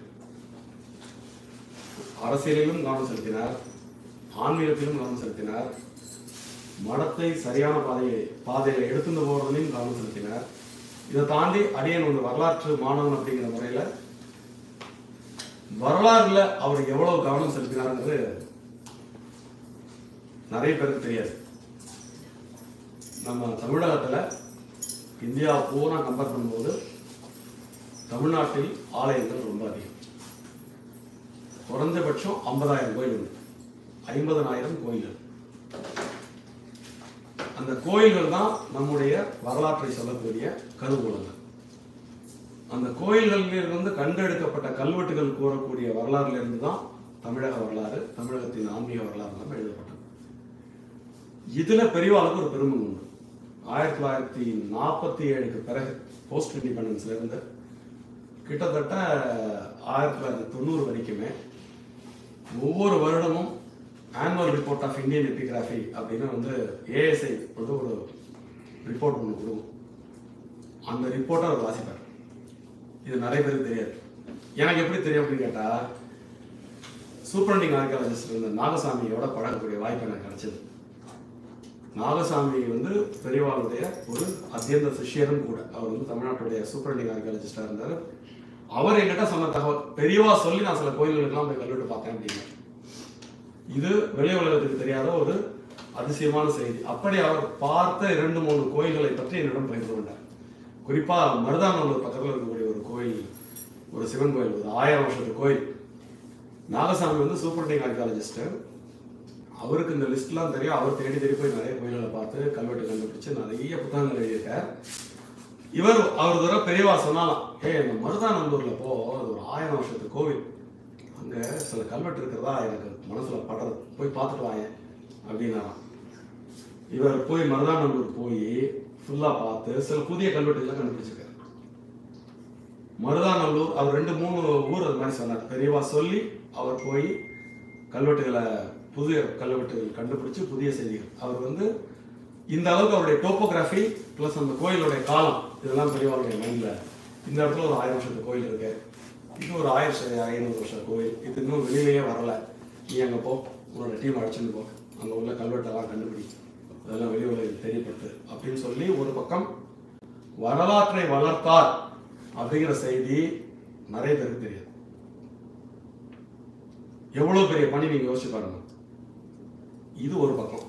இன்னொரு பக்கம் சமயப்புரை அப்படிங்கிற ஒரு விஷயத்த மகாபெரியவர் ரொம்ப அற்புதமா கண்டுபிடிச்சார். எந்த மதத்தினுடையும் எந்த விதமான ஃபிரிக்ஷனும் கிடையாது. எல்லாரும் அவரை மதிச்சார். நீங்க கிறிஸ்டியன்ஸும் அவரை மதிச்சார், முஸ்லிம்ஸும் அவரை மதிச்சாங்க. அதர் மட்ஸ் இருக்கு பாருங்க.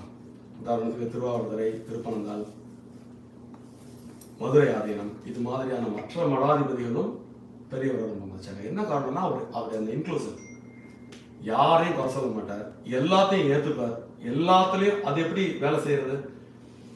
முஸ்லிம்ஸ் கிட்ட எவ்வளவு நல்ல பழக்கம் இருக்கு. பெரியவா பேசுறத கேட்ட ஒருத்தர் என்ன சொன்னார், அவ 5 வேளை டெய்லி தொடரா, கடவுள் இல்லத்தன்னு நம்புறா, தன்னுடைய மதத்தை எந்த இடத்துலயும் விட்டு கொடுக்க மாட்டேங்கிறா, அப்படித்தான் இருக்கணும் அப்படின்னு அதையும் பெருமையா சொல்லுவாராம். கிறிஸ்டியன்ஸை பற்றி சொல்லுவார். ஞாயிற்றுக்கிழமையான கரெக்டாக சர்ச்சுக்கு போயிடாலும் நம்ம வந்து செவ்வாய் வெள்ளிக்கிழமை போகிறோமா, நம்மளும் அதெல்லாம் நம்ம செய்யணும். முதல்ல நம்முடைய அனுஷ்டானம் பெரியவா செஞ்ச இன்னொரு பெரிய நல்ல காரியத்தில் ஒன்று, நல்லா நீங்கள் இங்கே பெரியவா நிறைய பேர் இருக்கு. எனக்கு 53 வயசு சொன்னேன் இல்லையா, எனக்கு விவரம் தெரிஞ்சு வைதிக பிராமணா கஷ்டப்பட்டதை நான் பார்த்துருக்கேன். முக்கியமான தகவல் நான் சொல்றேன். எனக்கு விவரம் தெரிஞ்சு வைதிகத்தை தொழிலா பண்ணவர்களுக்கு பொண்ணே கொடுக்க மாட்டான். உண்டா இல்லையா? வைதிகம் பண்ணாரா பொண்ணு கொடுக்க மாட்டாங்க. ஸோ வைதிக பிராமணனுடைய வாழ்க்கை ஒரு மேம்பட்ட நிலையை அடையாத ஒரு தருணத்தை என் வயசுல நான் பார்த்துருக்கேன்னா உங்க வயசுல நீங்க நிறைய பார்த்துருப்பீங்க. இதை மாத்தினது பெரியவா. இந்த அனுஷ்டானங்களை செய்ய சொல்லி ஒரு பக்கம் வந்து எல்லாருக்கும் ப்ரீச் பண்ணது ஒண்ணு. அனுஷ்டானங்கள் செய்ய ஆரம்பிச்ச உடனே அடுத்தது சிராத காரியங்கள் பண்ணணுங்கிற எண்ணம் வந்துடும். அதுக்கப்புறம் ஆயுஷ் ஹோமம் பண்ணணும், 60 பண்ணணும். 60, 70, 80 எப்ப பிராமண சமுதாயம் பண்ண ஆரம்பிச்சதுன்னு ஒரு ஆய்வு எடுத்து பாருங்க. அது வந்து மகா பெரியவா வந்து இன்சிஸ்ட் பண்ண காலகட்டம். அது வந்து போசிபிளாவும் சொல்ல மாட்டார். நிறைய பெரியவா சொல்லி கேட்டிருக்கேன். அது வந்து இதெல்லாம் போய் சொல்லுவா, பெரியவா அப்படி இருக்கு, ஏதாவது நீங்க சொல்றேன் நாங்க கேட்க தயாரா இருக்கும்னு போய் நிக்கிறவாள் சொல்லுவா. உனக்கு என்னடா வயசாகுது? அடுத்த மாசம் 60 போகுது பெரியவா. அப்படியா? ஆத்துல விவாதெல்லாம் கூப்பிட்டு ஒரு கணபாடிகளை கூப்பிட்டு ஆத்துல இதுல பண்ணிக்குவேன், அவளுக்கும் ஒரு இதா இருக்கும் உனக்கும் இதா இருக்கும் அப்படின்னு சொல்லுவாங்க. ஸோ இந்த சஷ்டியத்தை பூர்த்தி எல்லாம் அவர் வந்து ப்ரமோட் பண்ணார். அப்புறம் சொல்லுவாங்க ஒரு நல்ல வசதியா இருக்கிற வாழ்க்கை இந்த 60, 70, 80 தான் பண்ணிக்கணுங்கிறது இல்லை. 60லேருந்து நீ எத்தனை வயசு இருக்கோ அத்தனை வருஷமா குழந்தை பிறந்தா நம்ம ஆயுஷ் ஹோமம் பண்ணோம் இல்லையா, ஒரு வயசு முடிஞ்சோன்னு. அது மாதிரி 2 விஷயம். ஒன்று, அங்கே என்ன பண்றோம், ருத்ரம் பண்றோம், வேதம் ஆத்துல வேதம் ஒழிக்கும். அந்த வேத பிராமணனுக்கும் ஒரு வாய்ப்பு. ஸோ இந்த மாதிரி வைதிகத்தை வந்து வளர்த்த பெருமை மகாபெரியவருக்கு உண்டு. பிராமணியத்தை நிலைக்க வைத்த பெருமை மகாபெரியவருக்கு உண்டு. இப்ப அடுத்த இந்த தரம் இவ 2 பேரும் உட்காந்தவனே எனக்கு அவ்வளவு சந்தோஷம். பெரியவா வந்து he is reaching. அவரே அவர் இருக்கும்போது ரீச் பண்ணிட்டார். அதுக்கு பிறகு வந்து நீங்க இப்படியா எங்க இப்ப அமெரிக்காவில் வந்து உட்காந்து டெக்சாஸ்ல வந்து இந்த மாதிரி ஒரு மாமி வந்து 24/7 பெரியவாஸ் மனநிலையில் இருப்பா அப்படிங்கிறத நானும் கற்பனை கூட பண்ணி பார்க்கல. அதோட இல்லை, இந்த இன்ஃபர்மேஷன் கொடுத்த 24 மணி நேரத்தில் இத்தனை பேர் வந்து பாருங்க. ஸோ நம்முடைய ரொம்ப நம்பிக்கை வருது, நம்முடைய சனாதன தர்மம் வந்து எந்த காலத்துலையும் அழியவே அழியாது. நம்முடைய கலாச்சாரம், பெருமை, பாரம்பரியம் இதெல்லாம் வந்து நாளுக்கு நாள் வந்து மெருகேறினே போகும் அப்படிங்கிறதுல எந்த விதமான ஐயப்பாடும் இல்லை. அவெல்லாம் மகான்களெல்லாம் இன்றைக்கும் இருந்து நம்மளை வந்து ஏற்றம் வர வச்சுட்டே இருக்கா அப்படின்னு சொன்னால் அது சற்றும் ஒரு மிகையான கூற்றாக இருக்க முடியாது. திருவள்ளுவர் இது எப்படி நடக்கிறது அப்படிங்கிற ஒரு டைமென்ஷன் நம்ம பார்த்தோம்னு வச்சுக்கோங்களேன். இது எப்படி நடக்கிறது, எப்படி பெரியவாளுக்கு நடக்கிறது. இன்னொரு முக்கியமான தகவல் நான் பகிரணும்னு நினைச்சிருந்தேன், அந்த பேச்சு ஓட்டத்தில் நான் மறந்துட்டேன். அடியேன் வந்து குருநாதர், என்னுடைய குருநாதர் வந்து ஸ்ரீ ஸ்ரீ கிருஷ்ண பிரேமி அண்ணா. அண்ணாவோட பெரும் அருளுக்கு பாத்திரமான நபர்ல நான் ஒருத்தன் அப்படின்னு தைரியமா சொல்லிக்கலாம். எனக்கு தெரிஞ்சவா எல்லாருக்கும் அது தெரியும். எனக்கு பெரியவா சொன்ன ஒரு தகவல், ஒரு பெரியவர் என்ற சொன்னது எனக்கு ரொம்ப அதை இந்த இடத்துல நான் பகிர்ந்துக்கணும்னு ஆசைப்படுறேன். அவருக்கு வந்து ஒரு பெரிய பிரேமி அண்ணாவுக்கு ஒரு 30-35 வயசு இருக்கிற காலகட்டத்திலேயே அவர் வந்து ரொம்ப இந்த பிரவச்சனங்கள்லாம் வந்து ரொம்ப ஒரு பெரிய உச்சம் தொட்டு வருஷம் வந்து அயோத்தியா மண்டபத்தில் வந்து ராமாயணம் சொல்லுவார், மகாபாரதம் சொல்லுவார், கீதை 18 சொல்லுவார். அப்படி இருந்த ஒரு காலகட்டத்தில் ஒரு டிவோட்டி வந்து பெரியவாள்கிட்ட போனார். பெரியவாள்கிட்ட போயிட்டு லைன்ல நின்று அவரை பார்த்துட்டு அவர்கிட்ட என்ன கேட்டாலும் ஒரு யோசனை சொல்வார் இல்லையா. பெரியவர் போய் அவர்கிட்ட போய் கேட்டிருக்கார், எனக்கு வந்து ஒரு நல்ல குருநாதர் நீங்கள் காமிச்சு கொடுக்கணும் அப்படின்னு போய் பெரியவாள்கிட்ட கேட்டிருக்கா. அப்படியா, நீ எங்கே இருக்க அப்படின்னு கேட்டிருக்காரு. அவர் சொல்லியிருக்காரு. சொன்ன உடனே நீ எத்தனை நாள் இங்கே இருப்ப அப்படின்னு கேட்டிருக்காரு. அவருடைய ஷெட்யூல் சொல்லியிருக்காரு. அப்படியா, இப்போ நீ நேரம் சென்னைக்கு போ, நம்ம அயோத்தியா மண்டபத்தில் வந்து ஒருத்தர் கதை சொல்லிட்டு இருக்கேன், நாள் கேட்டுவிட்டு அதுக்கப்புறம் என்கிட்ட திரும்பி வா அப்படின்னாரா. அதே மாதிரி பெரியவா சொல்லியிருக்காங்கிறதுனாலே இவர் போயிட்டு அவருக்கு அதை பற்றி யார் என்னன்னு அவருக்கு தெரியாதான். போயிட்டு அந்த ஒரு 3 நாள் கதை கேட்டுட்டு கரெக்டாக வந்துருக்காரு. வந்த உடனே இவர் பார்த்துட்டு கிட்ட கூப்பிட்டு, போனியா, பாத்தியா, கேட்டியா, அவன் பேர் எல்லாம் ஒரு பதில் சொல்லியிருக்காரு. என்ன கேட்ட அப்படின்னாராம். இந்த மாதிரி பெரியவா அவர் வந்து பகவத்கீதை இதெல்லாம் சொல்லிட்டு வந்தார். அந்த தேர் அழுந்தி போயிருக்கிற நேரத்துல இந்த கிருஷ்ணன் வந்து தேர்ல இருந்து இறங்கி அப்படின்னு உத்திரியத்தை மாத்தின அந்த ஸ்டோரியை அவர் சொன்னார். எப்படி சொன்னார் அப்படின்னு கேட்டாராம். அவர் சொன்னதெல்லாம் என்னால சொல்ல முடியாது. அவர் அப்படியே விதவிதமா சொன்னார். மெய் மறந்து போய் அதை கேட்டுட்டு இருந்தோமே தவிர அவர் என்ன சொன்னாருங்கிறது என் மனசுக்குள்ளே இல்லை. ஆனா இது மாதிரி நான் கேட்டதே இல்லை. அப்படி சொன்னார் அவர் அப்படின்னாராம். அப்படி அழகா ஒரு லைன் சொன்னார். யாரு செஞ்சாலோ அவளுக்கு சொல்றதுக்கு என்னடா வேணும் அப்படின்னாராம். யாரு செஞ்சாலோ அவளுக்கு சொல்றதுக்கு என்னடா வேணும் அப்படின்னாராம். பெரியவா அப்படின்னாராம். ஆமாண்டா, அந்த கிருஷ்ணன் தானே அந்த கிருஷ்ண பிரேமி அப்படின்னாராம். இதை போய் சொன்னா ஒத்துக்க மாட்டான். ஏதோ பெரியவா என் பேர்ல உள்ள அன்புல சொல்லியிருப்பா, நீங்க மறந்துடுவோம்னு சொல்லுவான் அப்படின்னா. பின்னால் வந்து அவர் பெரிய பிரேமியனா, ஒரு பெரும் சீடரா அவர் அதே மாதிரி நடந்தார். அவர் போய் இது மாதிரி பெரியவா அவங்க இப்படி சொல்லாம பேசாம இருந்தாரா.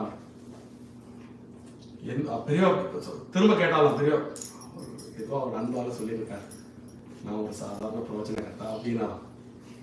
இதையும் அவர் ப்ரெடிக்ட் பண்ணி சொன்னாராம். ஸோ இதை அருகிருந்து பார்த்தவர்கள், இதை அனுபவித்தவர்கள் சொல்ல அடியே கேட்கக்கூடிய பாக்கியம் எனக்கு கிடைச்சது. ஸோ இது மாதிரி இந்த மகிமைகளை நம்ம சொல்லிட்டே போகலாம். நிறைய சம்பவங்கள் இருக்கு. எப்படி இவாளுக்கு இது சாத்தியமாகுது அப்படின்னா, இந்த மாதிரியான ஒரு சாதாரண நம்ம சொல்லுவோம் இல்லையா, ஒரு தாய் தந்தையர் பிறந்தவர்கள் எல்லாரும் தான் பிறந்திருக்காங்க. சுவாமி விவேகானந்தர் இடத்துல ரொம்ப அழகா சொல்றாரு.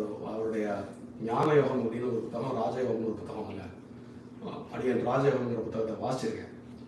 அதுல அவர் சொல்வார், ஒரு பிரபஞ்சத்தில் உள்ள ஒரு ராஜயோகியானவன் இந்த பிரபஞ்சத்தில் உள்ள கோள்களை இடமாற்ற வல்லவன் அப்படின்னு.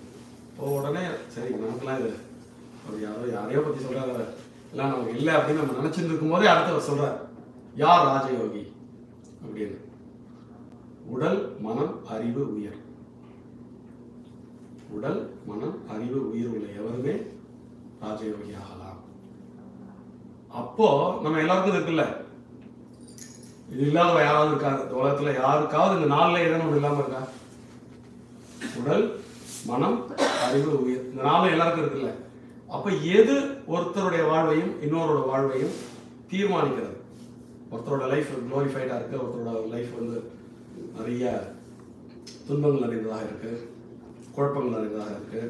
வெற்றி அப்படிங்கிறது வெறும் இமேஜினேஷன் மட்டும் தான் பார்க்க முடியுது அப்படிங்கிற மாதிரி சில பேருக்குலாம் இருக்கு இல்லையா. அது அங்கதான் வந்து திருவள்ளுவர் வந்து தவம் அப்படின்னு ஒரு அதிகாரம் சொல்வார். சாதாரணமா வேலை செய்யறதுக்கு அவர் சொல்ற தவம் தேவை அப்படின்னு. தவம் செய்வார், தற்கர்மம் செய்வார், மற்றெல்லார் அவம் செய்வார் ஆசை உட்பட்டு அப்படின்னு ஒரு திருக்குறள் இருக்கு. தன்னுடைய வேலைகளை, அன்றாட வேலைகளை செய்வதற்கே ஒரு மிகுந்த தவம் வேண்டும் அப்படிங்கிறத வள்ளுவர் அந்த இடத்துல பதிவு பண்றாரு. சரி, ஒரு சிறந்த வாழ்க்கைக்கு அப்ப எப்படிப்பட்ட தவம் செய்யணும்? வேண்டியாங்கு எய்தலால் செய்தவம் ஈண்டு முயலப்படும் அப்படின்னு ஒரு திருக்குறள் சொல்றாரு. வேண்டியாங்கு எய்தலால் நீ என்ன நினைக்கிறியோ, எப்படி நினைக்கிறியோ அப்படியே நடக்கும். எப்போன்னா செய்தவம் அப்படிங்கிற ஒரு வார்த்தை வந்து தமிழ்ல வினைத்தொகை. தமிழ் இங்க படிச்சவா இங்க உட்கார்ந்துதான் எனக்கு தெரியும். வினைத்தொகைனா என்னன்னா 3 காலத்தையும் தாங்கி நிற்கக்கூடிய ஒரு வார்த்தை. அந்த காலத்துல நம்ம படிக்கிற காலத்துல சுடு சோறு அதெல்லாம் ஒரு உதாரணமா சொல்லுவாங்க. சுட்ட சோறு, சுடும் சோறு, சுடுகின்ற சோறுன்னு 3 காலத்தையும். அது மாதிரி செய்தவம் அப்படிங்கிறது நேற்று செய்த தவம், இன்னைக்கு செய்கின்ற தவம், நாளைக்கு செய்யும் தவம். ஸோ இந்த தவம் என்பதை ஒருவர் இயற்றினார், முறையாக இயற்றினார், வேண்டியாது எய்துதல் நடக்கும். அப்படி வேண்டிய மாதிரி நடக்கிறதுனால செய்தவம் ஈண்டு முயலப்படும். முயற்சி பண்ணி அதை செய்யறவங்களுக்கு நல்லது நடக்கும் அப்படின்னு. இப்போ இன்னொரு இடத்துல சொல்ற, உலகத்துல வந்து வெற்றியாளர்கள் குறைச்சல், தோல்வியாளர்கள் அதிகம், ஆசீர்வதிக்கப்பட்டவர்கள் கம்மி, ஆசீர்வதிக்கப்படாதவர்கள் அதிகம் அப்படின்ற ஒரு ரேஷியோ இருக்கு இல்லையா? அதுக்கு ஒரு திருக்குறள் சொல்றார். இலர் பலராகிய காரணம் நோற்பார் சிலர் நோவாதார் பலர். அந்த இலர் அப்படிங்கிற ஒரு வார்த்தையில எதை வேணா போட்டுக்கலாம். அருள் இலர், பொருள் இலர், எதை வேணாலும் போட்டுக்கலாம். அவர்கள் அதிகமாகிய காரணம், இலர் பலராகிய காரணம் நோற்பார் சிலர், கொஞ்சம் பேர் தான் தவம் செய்கிறார்கள், நோவாதார் பலர். அந்த கொஞ்சம் பேர் தவம் செய்கிற இடத்துல தான் பெரியவா பிரேமியன்னா இதெல்லாம் வர. அவளுடைய தவத்தால மீதி இருக்கக்கூடிய ஒட்டுமொத்த உலகமும் பலனடைகிறது. இப்ப இன்னொன்னு சொல்றாரு, இந்த பையனை முன்னாடி நிற்கிறவருடைய எண்ணம் தெரியுது இல்லையா? இதற்கான சாத்தியக்கூறுகள் எல்லாம் திருவள்ளுவர்லாம் சொல்லி வச்சிருக்காங்க. உள்ளியதெல்லாம் உடனே இதும் உள்ளத்தால் உள்ளான் வெகுளியனின் அப்படின்னு ஒரு திருக்குறள் உண்டு. வெகுளி அப்படின்னா கோபம் அப்படின்னு ஒரு வார்த்தை உண்டு. குழப்பத்தினால் விளைந்த கோபம் அப்படின்னு ஒரு அர்த்தத்தை நம்ம எடுத்துக்கலாம். இந்த இடத்துல அவர் உள்ளியது எல்லாம் உடனே, மனசுல நினைக்கிறதெல்லாம் நடக்கும், உடனே நடக்கும். எப்போ அப்படின்னா உள்ளத்தால் உள்ளான் வெகுளியனின், மனசுக்குள்ள கோபமே இல்லாத நிலையில அவன் இருந்தான்னா அவன் நினைக்கிறது உலகத்துல நடக்கும் அப்படின்னு. இந்த மகான்கள் எல்லாம் அந்த நிலையை அடைஞ்சவங்க. தன்னுயிர் தானற பெற்றவர், ஏனைய மண்ணுயிர் எல்லாம் தொழும் அப்படின்னு ஒரு திருக்குறள் உண்டு. இந்த தவங்கிற அதிகாரத்திலே வரும். தன்னுயிர் தான் அற பெற்றவர், என்னோட உயிர் நான் அப்படிங்கிற இல்லாத நிலையை ஒருவன் அடைந்தால் அவன் மனுஷங்க மட்டும் இல்ல, மண்ணுயிர் எல்லாம் தொழும், ஏனைய மண்ணுயிர் எல்லாம் தொழும் அப்படின்னு. ஸோ அந்த கேட்டகரியில நம்மளெல்லாம் வழிநடத்தி சென்றவா மகாபெரிவா. ஸோ இந்த அருமையான ஒரு அனுஷன் நாளில் உங்களை மாதிரி பக்த ஜனங்களுக்கு மத்தியில் நம்ம எக்ஸ்க்ளூசிவா ஏகாந்தமா மகாபெரிவா பற்றி சிந்திக்க கிடைத்த வாய்ப்பை நல்வாய்ப்பாகவும் பெருவாய்ப்பாகவும் நன்றி கூறிக்கிறேன். நன்றி.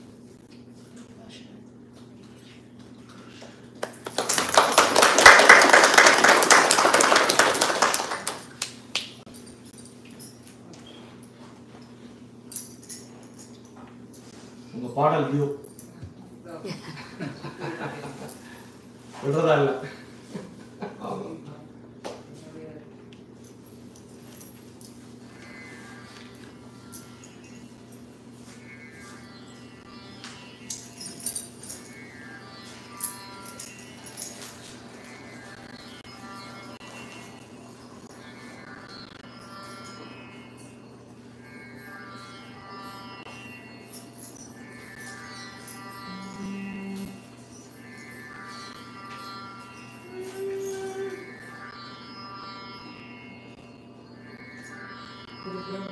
विष्णु गुरुदेवो महेश्वरः गुरु साक्षात् परब्रह्म तस्मै श्री गुरुवे नमः।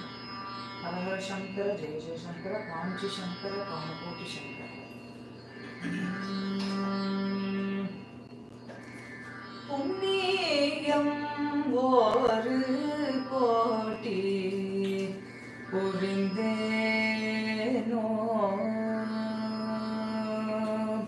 புண்ணியம் ஒரு கோட்டி புரிந்தேனோ,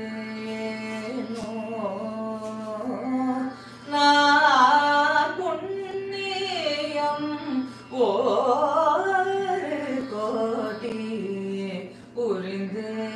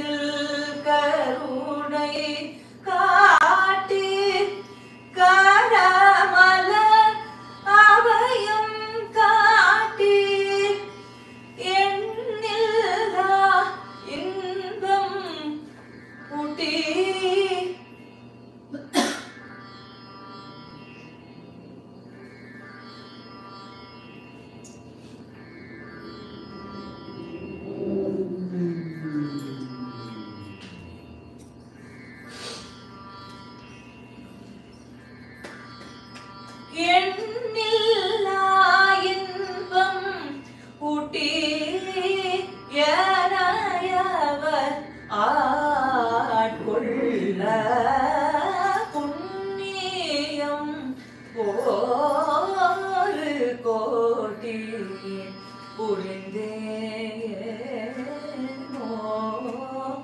நான் போற்றிடும் காமகோட்டி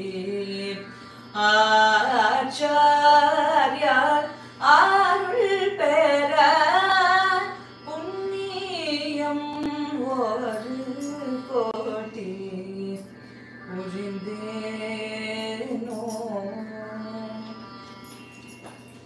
அன்னை காமாட்சி போலே அன்பே வடிவாய் வந்தார் அன்னை காமாட்சி போலே அன்பே வடிவாய் வந்தார் அமுதூரும் எளிய சொல்லார் அருமறை எல்லாம் தந்தார் அன்னை காமாட்சி போலே அன்பே வடிவாய் வந்தார் அமுதூரும் எளிய சொல்லார் அருமறை எல்லாம் தந்தார் தன்னை மறந்து அதுவே தானாகும் தவவேந்தார் தன்னை மறந்து அதுவே தானாகும் தவவேந்தார் சரணாரவிந்தம் அதில் தஞ்சம் போகும் இடனார் சரணாரவிந்தம் அதில் தஞ்சம் போகும் இடனார் புண்ணியம் ஒரு கோட்டி புரிந்தேனோ நான் போற்றிடும் காமகோட்டி ஆச்சார்யார் அருள் பெற புண்ணியம் ஒரு கோட்டி புரிந்தேனோ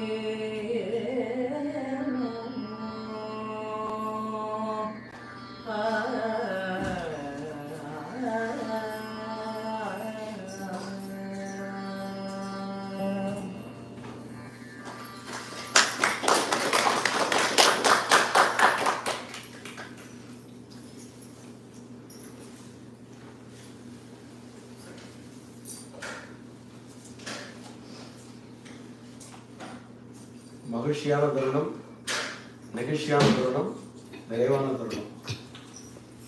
ஏன்னா பக்தி இந்த இடத்துல அப்படியே வெள்ளமாக பெருகி ஓடுவதை இந்த உணர்ச்சி பெருக்கிலிருந்து நம்ம புரிஞ்சுக்க முடியாது. இவாளோட Puja, how she met Ivala itself is amazing. ஏன்னா இங்க இந்த ஆத்துக்கு வரும்போது நலி ரைட் சொன்னாலா ஸோ ஒரு இதுவும் இட்ஸ் அ பியூட்டிஃபுல் கம்ப்ளீட்லி பகவானோட.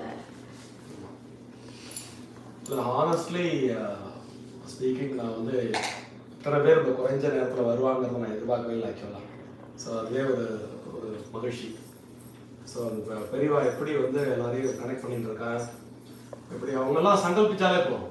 ஸோ அந்த நிலையை அடைஞ்சவங்கலாம் ஒரு சங்கல்பம் பண்ணிட்டா போகும். அந்த சங்கல்பம் உலகம் உள்ள வரைக்கும் தொடர்ந்து போயிட்டு இருக்கும். அவன் வந்து ஒரு சங்கல்பம் பண்ணிட்டாலே போகும். இப்போ இது நடக்கட்டும் அப்படின்னு நினச்சா அது நடக்கும். ஸோ அது அது அது எப்படி நடக்கணுமோ அப்படி நடக்கும். ஸோ இந்த நம்ம கேகேஎஸ்எஃப் இந்த மாதம் அனுஷம் பூஜை இன்னைக்கு அனுஷம்னால சாட்டர்டே எனக்கு வாரத்தில் நடக்குது. அருணா ராம் வாரத்தில் இந்த வர சாட்டர்டே இன்னைக்கு அனுஷம் பூஜை. சந்தோஷம் சந்தோஷம் வாங்கோ நல்லா வாங்கோ ரொம்ப சந்தோஷம். நிச்சயமா சார் சீதாராமன் கும்பகோணத்தில் நீங்க தான் சொல்லுங்க மம்மி. வந்த உடனே பெரியவான்ற பிளேட்ல உங்க கார்லயே பெரியவான்ற பிளேட் இருந்தா இருக்கு.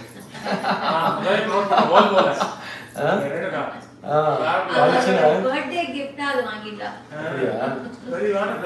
எவ்வளவு பக்தி இருந்தா நீங்க யோசிச்சு பாருங்கல்ல. அவ சொல்ற இதெல்லாம் கேட்டீங்கன்னா இன்னும் மெய்சில் இருக்கும். அப்படியா? சொல்லுங்க, ஏதாவது உங்களுடைய அனுபவத்துல சொல்லுங்க. சுஜாதா கிட்ட சொல்லணும்னு நினைச்சேன். சுஜாதா ரீசெண்டா ஒரு விஷயம் சொல்லணும் அப்படின்னு நினைச்சேன். அது எல்லார்கிட்டையும் மே 20 பெரியவாளோட இங்கிலீஷ் பர்த்டே இல்லையா? அன்னைக்கு பெரியவாளுக்கு யூஸ்வலா பண்ற மாதிரி பூஜை எல்லாம் பண்ணதுக்கு ஏற்பாடெல்லாம் பண்ணிட்டு இருந்தேன். அப்பா கும்பகோணத்துல இருக்கா. அப்பாவோட தினமும் 2 வாட்டி பேசினேன். காத்தால ஒரு வாட்டி, சாயங்காலம் ஒரு வாட்டி. அப்பா கிட்ட அன்னைக்கு வாசல்ல பெரியவாளுக்கு பெருசா எங்க பார்த்து ஃபுல்லா கோலம் போட்டிருந்தேன். போட்டுட்டு நான் அதுல போட்டிருந்தேன் பாதம். இந்த பாதம் போடுறது எங்களுக்கு ஒரு இது ஃபுல்லா அந்த மாதிரி போட்டுட்டு அங்க நான் வெளியே வாசல்லே எழுதியிருந்தேன், ஹாப்பி 132nd பர்த்டே பெரியவா, மை டியர் பெரியவா. நிறைய ரோட்லயே எல்லாம் போட்டிருந்தேன். அந்த போட்டோ அப்பா காமிச்சேன். வளர்ச்சி எல்லாம் போட்டு பூலாம் போட்டு வாசல்ல ரோட்லயே இதுல நான் போட்டிருந்தேன். ஸோ அப்பா காமிச்சேன். அப்பா அப்போ வந்து இது வந்து நான் பூஜை உள்ள ஆத்துக்குள்ள போயிட்டு நான் பூஜை எல்லாம் பண்ணறதுக்கு முன்னாடியே காத்தால 2 உடனே இதை பண்ணேன். 4 மணிக்கு இதை போட்டேன். போட்ட உடனே அப்பாவுக்கு வீடியோ கால் போட்டு, அப்பா எனக்கு ரொம்ப சந்தோஷமா இருக்குப்பா, நன்னா அமைஞ்சுடுத்து கோலம், பெரியவா ஏத்துட்டா போல இருக்கு. ஏன்னா கோலம் அமையறதே அப்பா அடிக்கடி என்ன சொல்லுவா, நம்ம கோலம் போடுறதே வந்து சுவாமி அவ நன்னா வரணும்னு அவ சந்தோஷமா இருந்தா அது நம்மளுக்கு ஒரு காமிக்கிற மாதிரி அப்படின்னு நான் அப்பாவுக்கு காமிச்சேன். வீடியோ காத்தால 4:45 நான் காமிச்சேன். அப்பா டக்குன்னு எனக்கு ஒரு வார்த்தை சொன்னா, அப்பாவுக்கு 84 வயசு ஆகுது, இப்ப 85 ஆகுது. அப்பா சொன்னா, ரேணு நீ இப்படி பண்ணிருக்கே, எனக்கு என்ன தெரியுமா நீ தோன்றது, பெரியவால நீ இப்படி கூப்பிட்டுட்ட, பெரியவா இருக்கா, அது பெரியவாவோட கிரகம் அது, இது நீ பெரியவா கிரகம், அது நீ அங்க நீ வந்து இது உன் வீடு கிடையாது, அது பெரியவா கிரகம் அப்படின்னு அப்பா ஏன் ஜஸ்ட் லைக் தட் சொன்னா. சொல்லும் போது அப்பா சொன்னா, எங்க ஆத்துக்காரருக்கு பெரியவா நம்பிக்கை உண்டு, ரொம்பலாம் கிடையாது, நம்பிக்கை உண்டு, மகான் பெரியவா அந்த மாதிரிலாம். அப்ப சொன்னா எங்க அக்கா வாசுன்னு தான் கூப்பிடுவாங்க. எங்க அப்பா சொன்னா, நீ வாசு கிட்ட அவர்கிட்ட கேட்டு என்ன அவர்கிட்ட சொல்லு, இத வந்து அவரோட வீடுன்னு நினைச்சுக்க கூடாது, இது பெரியவாளோட வீடுன்னு நினைச்சுக்கணும், எனக்கு தோன்றதுடி நீ சொல்லு, எனக்கு தோணிட்டு நீ வாசுகிட்ட சொல்லிடு அப்படின்னா. நான் அதெல்லாம் நான் சொல்லப்பா எனக்கு பயம், நான் சொல்லல, விட்டுட்டேன் அன்னைக்கு. அதுக்கப்புறம் அப்பாவோட போன் பேசி வச்சாச்சு. இது என்னவோ எனக்கு மனசுல இது பெரியவா கிரகம். அப்பா ஏன் அந்த வார்த்தையை சொன்னாங்க, அப்பாக்கெல்லாம் ரொம்ப பெரியவா இது, அப்பா பேர் வச்சதே அப்பா, என்னோட ஆத்துக்காரர் எங்க அப்பா 2 பேருக்குமே பெரியவா தான் பேர் வச்சா. அவ பேரே பெரியவா பேர் தான் எனக்கு, அது ஒரு பெரிய ஒரு பாக்கியம். 2 பேர் தான். நான் அது என்னவோ மனசுல ஓடிட்டு இருந்தது. அன்னைக்கு பூஜை பண்ணினேன். பெரியவா பண்ணும்போது பெரியவா கிட்ட இப்படியேதான் பேசுறது, அப்பா அம்மா கிட்ட பேசுறவங்க, பெரியவா அப்பா இந்த மாதிரி சொல்லியிருக்கா, இந்த மாதிரி உன்னோட வீடு அப்படின்னு சொல்லியிருக்கா, அப்படி இப்படி பூஜை முடிச்சாச்சு, காத்தால முடிச்சாச்சு. அன்னைக்கு ராத்திரி என்னோட டைம் வந்து 9:35 PM படுக்கிறதுக்கு நான் போயாச்சு. அப்பாவுக்கு எப்போதும் நைட் ஒரு வாட்டி படுக்கிறதுக்கு முன்னாடி ஃபோன் பண்ணும் போது பாப்பா எடுத்து பேசினேன், நீ வாசு கிட்ட சொன்னியா அப்படின்னு என்ன கேட்டா. இது உன்னோட வீடு, இது உங்களோட வீடு கிடையாது, இது பெரியவா கிரகம், நீ சொன்னியா. அப்பா ஏப்பா என்ன வம்புக்கு ஏதாவது வேண்டாம்ப்பா, இதெல்லாம் நான் அதெல்லாம் ஒன்றும் சொல்லலை அப்படி சொன்னேன். நான் சொன்னேன்னு சொல்லிடி அப்படின்னு நான் சொன்னேன். அப்பா நான் நேரம் காலம் பார்த்து இதை பத்தி நான் பேசுறதுக்கே திங்க் பண்றேன் விட்டுட்டேன். சரி போனை வச்சாச்சு, லைட்டா அனுப்பிச்சாச்சு, படுத்துருந்தாச்சு, குழந்தைகளோட தான் படுத்துட்டு லைட் அனுப்பிச்சு. கரெக்டா 10:04 எனக்கு ஃபோன் கால் வருது வாட்ஸ்அப்ல, இந்தியாலேருந்து ஒரு நம்பர். எனக்கு அந்த நம்பர் முன்னே தெரியாது. ஸோ +91 சொல்லிட்டு ஜஸ்ட் லைக் தட் நம்பர் வந்தது. நான் எடுத்தேன். நான் யூஸ்வலா இந்தியாலேருந்து வருதுன்னா யாராவது பண்ணுவா அப்படின்னு. ராத்திரி மே 20 நான் அந்த ஃபோனை எடுத்தேன். நான் சொன்னேன் அப்படின்னா, நீங்க ஸ்ரீமதி ரேணுகா சந்திரசேகர் பேசுறீங்களா அப்படின்னா. யாருடா இது, நம்மள அந்த மாதிரி யாருமே அப்படி யாருமே கூப்பிட மாட்டேன். அப்படின்னு சொன்னான். சரி ஆமா அப்படின்னேன். நான் தஞ்சாவூர்லேருந்து பேசுகிறேன் அப்படின்னா. எனக்கு தஞ்சாவூரில் யாருமே சொந்தக்காரங்க கிடையாது. நான் தஞ்சாவூர்லேருந்து பேசுகிறேன், என்னோட பேர் வைத்தியநாத ஐயர் அப்படின்னா. என்ன தஞ்சாவூர் வைத்தியநாத ஐயர் தான் கூப்பிடுவா. மாமாவே தான் பேசுனாரு. நிச்சயமா பெரிய மாமான்னு தெரியாது, பெரியவா. நிச்சயமா என்னோட ரொம்ப பெரியவான்னு தெரியாது. தஞ்சாவூர்லேருந்து வைத்தியநாத ஐயர் பேசுகிறேன் அப்படின்னு. சொல்லுங்க மாமா, உங்களுக்கு எப்படி என் நம்பர் கிடைச்சது? அது இருக்கட்டும் ஒரு பக்கம், உங்க ஆத்துல பெரியவா இருக்காளா அப்படின்னு கேட்டார். அங்கேயே நான் கொஞ்சம் இதுவாச்சுன்னு எனக்கு, என்னடா இது யாருடா இது அப்படின்னு நான் சொன்னேன். பெரியவா படம் வச்சிருக்கேன், இன்னைக்கு பூஜை பண்ணியாச்சா அப்படின்னா. நான் சொன்னேன் பண்ணியாச்சு மாமா அப்படின்னு. அவர் சொன்னார், இப்ப உங்களுக்குலாம் இப்ப ராத்திரி வழியோ நான் டிஸ்டர்ப் பண்ணிட்டேனோ. இங்க எங்க டிஸ்டர்ப், எனக்கு பெரியவான்னு சொல்லி ஒரு ஃபோன் பண்ணிட்டா எனக்கு இதுவாயிடுது. நான் சொன்னேன், உங்க ஆத்துல பெரியவா பூஜை ரூம்ல வச்சிருக்கேளா கபர்ட்ல வச்சிருக்கேளா? தனியா அவருக்குன்னு ஒரு ரூம் வச்சிருக்கா அப்படின்னு. என்னவோ எனக்கு தோணிட்டு, இவர் ஏதோ இப்படி இவ்வளவு தூரம் கேட்கிறாரு, இவருக்கு நம்ம பூஜை ரூமை காமிக்கலாம். நான் நேர கீழே வந்து லைட்டை போட்டு எல்லாத்தையும் போட்டுட்டு, மாமா நீங்க கேட்கறேல, நான் என்னோட பூஜை ரூம் பெரியவா ரூமை நான் காமிக்கவா அப்படின்னு நான் கேட்டேன். வந்து காமிங்கோ, அதுக்காக தான் நான் பார்க்கறதுக்கு தான் காத்துட்டு இருக்கேன். நான் வீடியோ போட்டேன் வாட்ஸ்அப்ல. I change the call to video பண்ணிட்டு நான் காமிச்சேன். அவர் பார்த்துட்டு சொன்னார், வந்து பெரியவா அங்கதான் இருக்கா அப்படின்னு. எனக்கு அப்பா காக்கால பேசினது, அரை மணி நேரம் முன்னாடி திருப்பி அப்பா பேசினது, பெரியவா அங்கேயே தான் இருக்கா போல இருக்கே அப்படி இப்படின்னு சொல்லிட்டு வந்து, எனக்கு உங்க ஆத்தா அட்ரஸ் அனுப்புறீங்களா அப்படின்னு நினைச்சேன். நான் சொன்னேன், எந்த ஆத்தா அட்ரஸ்? நான் இங்க டேலஸ்ல இருக்கேன், திருவள்ளுவர். ஆமா, எனக்கு உங்க ஆத்தா அட்ரஸ் அனுப்புங்க அப்படின்னாரு. அனுப்பிச்சுட்டேன். எனக்கு ஏதோ கேள்வி கேட்கணும் அப்படின்லாம் ஒரு இதுவே இல்லை. மாமா கிட்ட சொல்லிட்டேன், மாமா காத்தால பேசலாமா அவங்களோட மறுபடியும் அப்படின்னு. இந்த பேசக்கூட தாராளமா சரிங்க அட்ரஸ் சொன்னார். நான் போனை வச்சுட்டேன், உங்களுக்கு ராத்திரி வேலை ஆயிடுத்து தூங்க போறேன் அப்படின்னு சொல்லிட்டு நான் அட்ரஸ் போட்டு நான் அனுப்பிச்சுட்டேன். எனக்கு தூக்கம் வரல. எனக்கு இது நான் அப்பாவுக்கு உடனே ஃபோன் பண்ணி சொன்னேன், அப்பா நீ இப்போதானே அரை மணி நேரம் முன்னாடி 9:30 போல பேசினேன், இப்போ ஒரு மாமா பண்ணியிருந்தேன், தஞ்சாவூர் வைத்தியநாத சர்மான்னு சொல்றார் அவர் பேரு, அவர் இந்த மாதிரிலாம் ஃபோன் பண்ணி சொன்னார் அப்படின்னு. எங்க அப்பாவுக்கு ரொம்ப பெரியவா இது உண்டு. அப்பா தனியா இருக்காங்க. அப்பப்போ அப்பா ஏதாவது சொன்னான்னா வந்து நான் சில சமயம் எனக்கு அது அதே மாதிரி இருக்கும். ஸோ அப்பா சொன்னா, நான் உங்ககிட்ட சொன்னேன் இல்லையா, இது வந்து பெரியவா அங்க இருக்கா, நீ வாசுட்ட பத்தி பேசு அப்படின்னு சொன்னேன். நீ ஜஸ்ட் அவர்கிட்ட he should know that it is not his house, நீங்க தான் அங்க இருக்க, அவரோட பெரியவாவோட வீடு இது அப்படின்னு போன வச்சுட்டேன். இது மாதிரி ஆச்சு, முடிஞ்சாச்சு. அதுக்கப்புறம் நோ எதுவுமே இது மாதிரிலாம் ஒண்ணு. மே மாசம் ஜூன் மாசம் எத்தனாம் தேதி? 10ஆம் தேதியா அனுஷம் இன்னைக்கோ வந்தது, மகா அனுஷம் 10 இன்னைக்கோ வந்தது, 9th ஏதோ வந்தது. ஸோ அன்னைக்கு ஆஸ் யூஷுவல் அனுஷம் பூஜை நல்லா பெரியவாளுக்கு பெரியவா பண்ண வச்சா பூஜைலாம் நல்லா பண்ணிட்டேன், முடிச்சாச்சு. It was a week day. எனக்கு ஒரு டிஹெச்எல் வண்டி வாசல்ல வந்து நிற்கிறது. என்னடா இது வண்டி வாசல், டிஹெச்எல் வண்டி, டிஹெச்எல்லாம் நம்மளுக்கு இந்தியாவில இருந்து தான் வந்தால் தான் டிஹெச்எல் வரும். என்னடா எப்படின்னா ஏதோ ஒரு பேக்கேஜ் வந்துருக்குன்னு சொல்லிட்டு ஒரு பேக்கேஜ், இவ்வளோக்கு ஒரு பேக்கேஜ், நாட் பிக், பட் இவ்வளோ தான், ஒரு பாக்ஸ் மாதிரி வந்தது அப்படின்னு சொல்லிட்டு வந்தா கையெழுத்து கூப்பிட்டுருந்தேன். இருந்தா நான் திறந்து பார்த்தா போட்டோ காமிக்கிறேன். ஒரு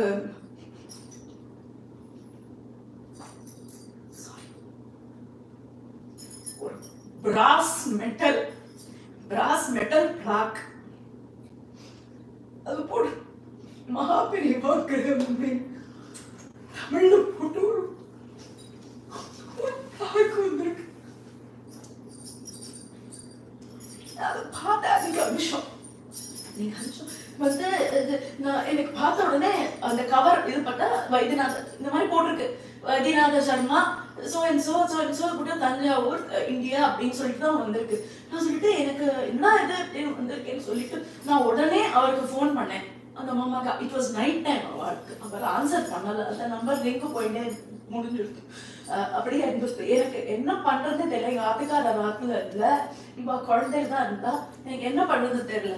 நான் இல்ல அனுஷம் அன்னைக்கு இது வந்திருக்கு, இதை எப்படியா இது அப்பா சொன்னாலே திருப்பி அதான் அப்பா சொன்னா இப்படி ஆயிருக்கு. அவருக்கு எப்படி அது தெரியும்? அவருக்கு எப்படி தெரியும்? அப்பா என்கிட்ட சொன்னா எனக்கு மனசுல அந்த ஓடிட்டு இவர் ஏன் எனக்கு அது கொடுக்கணும்? அன்னைக்கு நான் காமிச்சது பூஜை ரூம், பட் அவர் எனக்கு மெட்டல் பிளாக்ல போட்டு அமைச்சிருக்காரு எப்படின்னு சொல்லிட்டு இவ்வளோ இது ஓடிட்டு இருக்கு. இருந்தாலும் அனுஷம் இன்னைக்கு எப்படியாவது இன்னைக்கு தான் வெளியில மாட்டேன். ஆனா நீங்க பார்த்துட்டு வெளியில கல்லு, எனக்கு அந்த திறமையெல்லாம் கிடையாது, அந்த டூல்லாம் கிடையாது, எனக்கு ஒன்றும் கிடையாது. சரி இவர் வரட்டும், இன்னைக்கு பேசிதான் ஆகணும் போல இருக்கு. ஏன்னா அப்பா சொல்லிட்டே இருந்தா நீ பேசினியா சரி இவருக்கு வரட்டும், அவர் ஆஃபீஸ்ல இருந்து வரட்டும், காமிக்கலாம் அப்படின்னு சொல்லிட்டு நான் நினைச்சுட்டு இருக்கேன். என்னோட தோட்டத்தை லாங் மூவ் பண்ற ஒரு லேடி வரும். அவ எப்படி மண்டே தான் வரும். She came that day. அன்னைக்கு ஆஃப்டர்நூன் வந்து கதவை தட்டினா, என்னது இன்னைக்கு வந்திருக்க அப்படின்னா, do you want me to mow your lawn அப்படின்னா, நான் சொன்னேன் இப்பதான் நீ மண்டே பண்ணினா வேண்டாம், அதுக்குள்ள ஒன்றும் இது பண்ண வேண்டாம் அப்படின்னா. எனக்கு திடீர்னு எனக்கு தோணிது அவ வந்திருக்கா, அவெல்லாம் அந்த டூல்லாம் பண்றவா அப்படின்ட்டு. நான் ஒண்ணு கிடையாது, நீ எனக்கு ஒரு வேலை பண்ணி கொடுப்பியா, எனக்கு ஒண்ணு வந்திருக்கு, இது என்னோட என்னோட என்னோட தெய்வத்தோட பேர், இது அவளோட பிளாக் வந்திருக்கு, எனக்கு இதை நீ அடிச்சு கொடுக்க முடியுமா அப்படின்னு நான் சொன்னேன். அவ சொன்னா ஷோ மீ இட் அப்படின்னா. சரி நான் அதை காமிச்சேன். அவ வாசல்ல அதை பார்த்தா, அவ பார்த்துட்டா ஓகே. நான் சொன்னேன் உங்ககிட்ட டூல்லாம் இருக்குமா இருக்காது? இல்லை என் ட்ரக்ல டூல் இருக்கு. ஒரு ஆள் அவளோட ஒர்க் பண்ற ஒரு ஆளை குரல் கொடுத்தா, அவங்க வந்தா இதை பண்ணி கொடு அப்படின்னு.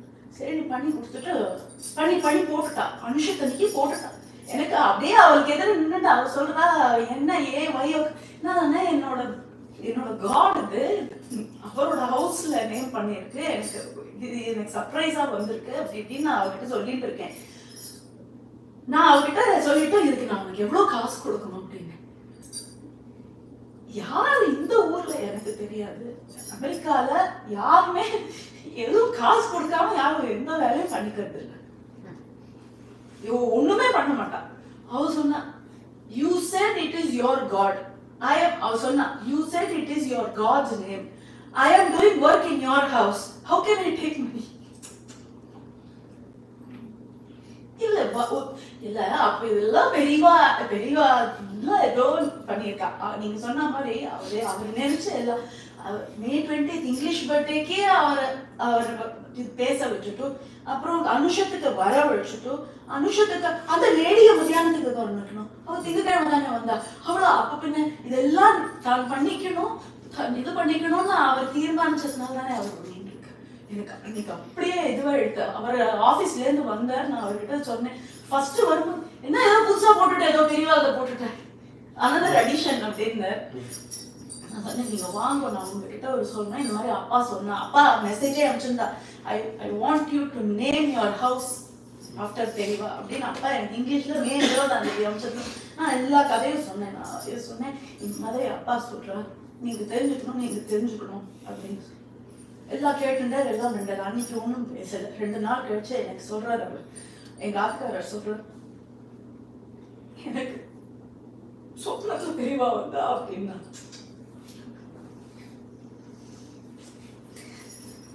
எங்க ஆக்காரருக்கு அப்புறம் வந்துட்டு என்னடா இப்போ உனக்கு புரிஞ்சுதா, அது உன்னோட வீடா என்னோட வீடா உனக்கு புரிஞ்சுதா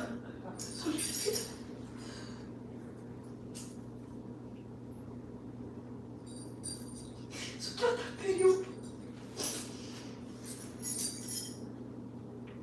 அவர் சொல்ற இப்ப நான் என்ன பண்ணணும், பேப்பர் ஒர்க் மாத்தணுமா அப்படின்னு. நான் சொன்னேன் எனக்கு அதெல்லாம் ஒண்ணுமே தெரியாது,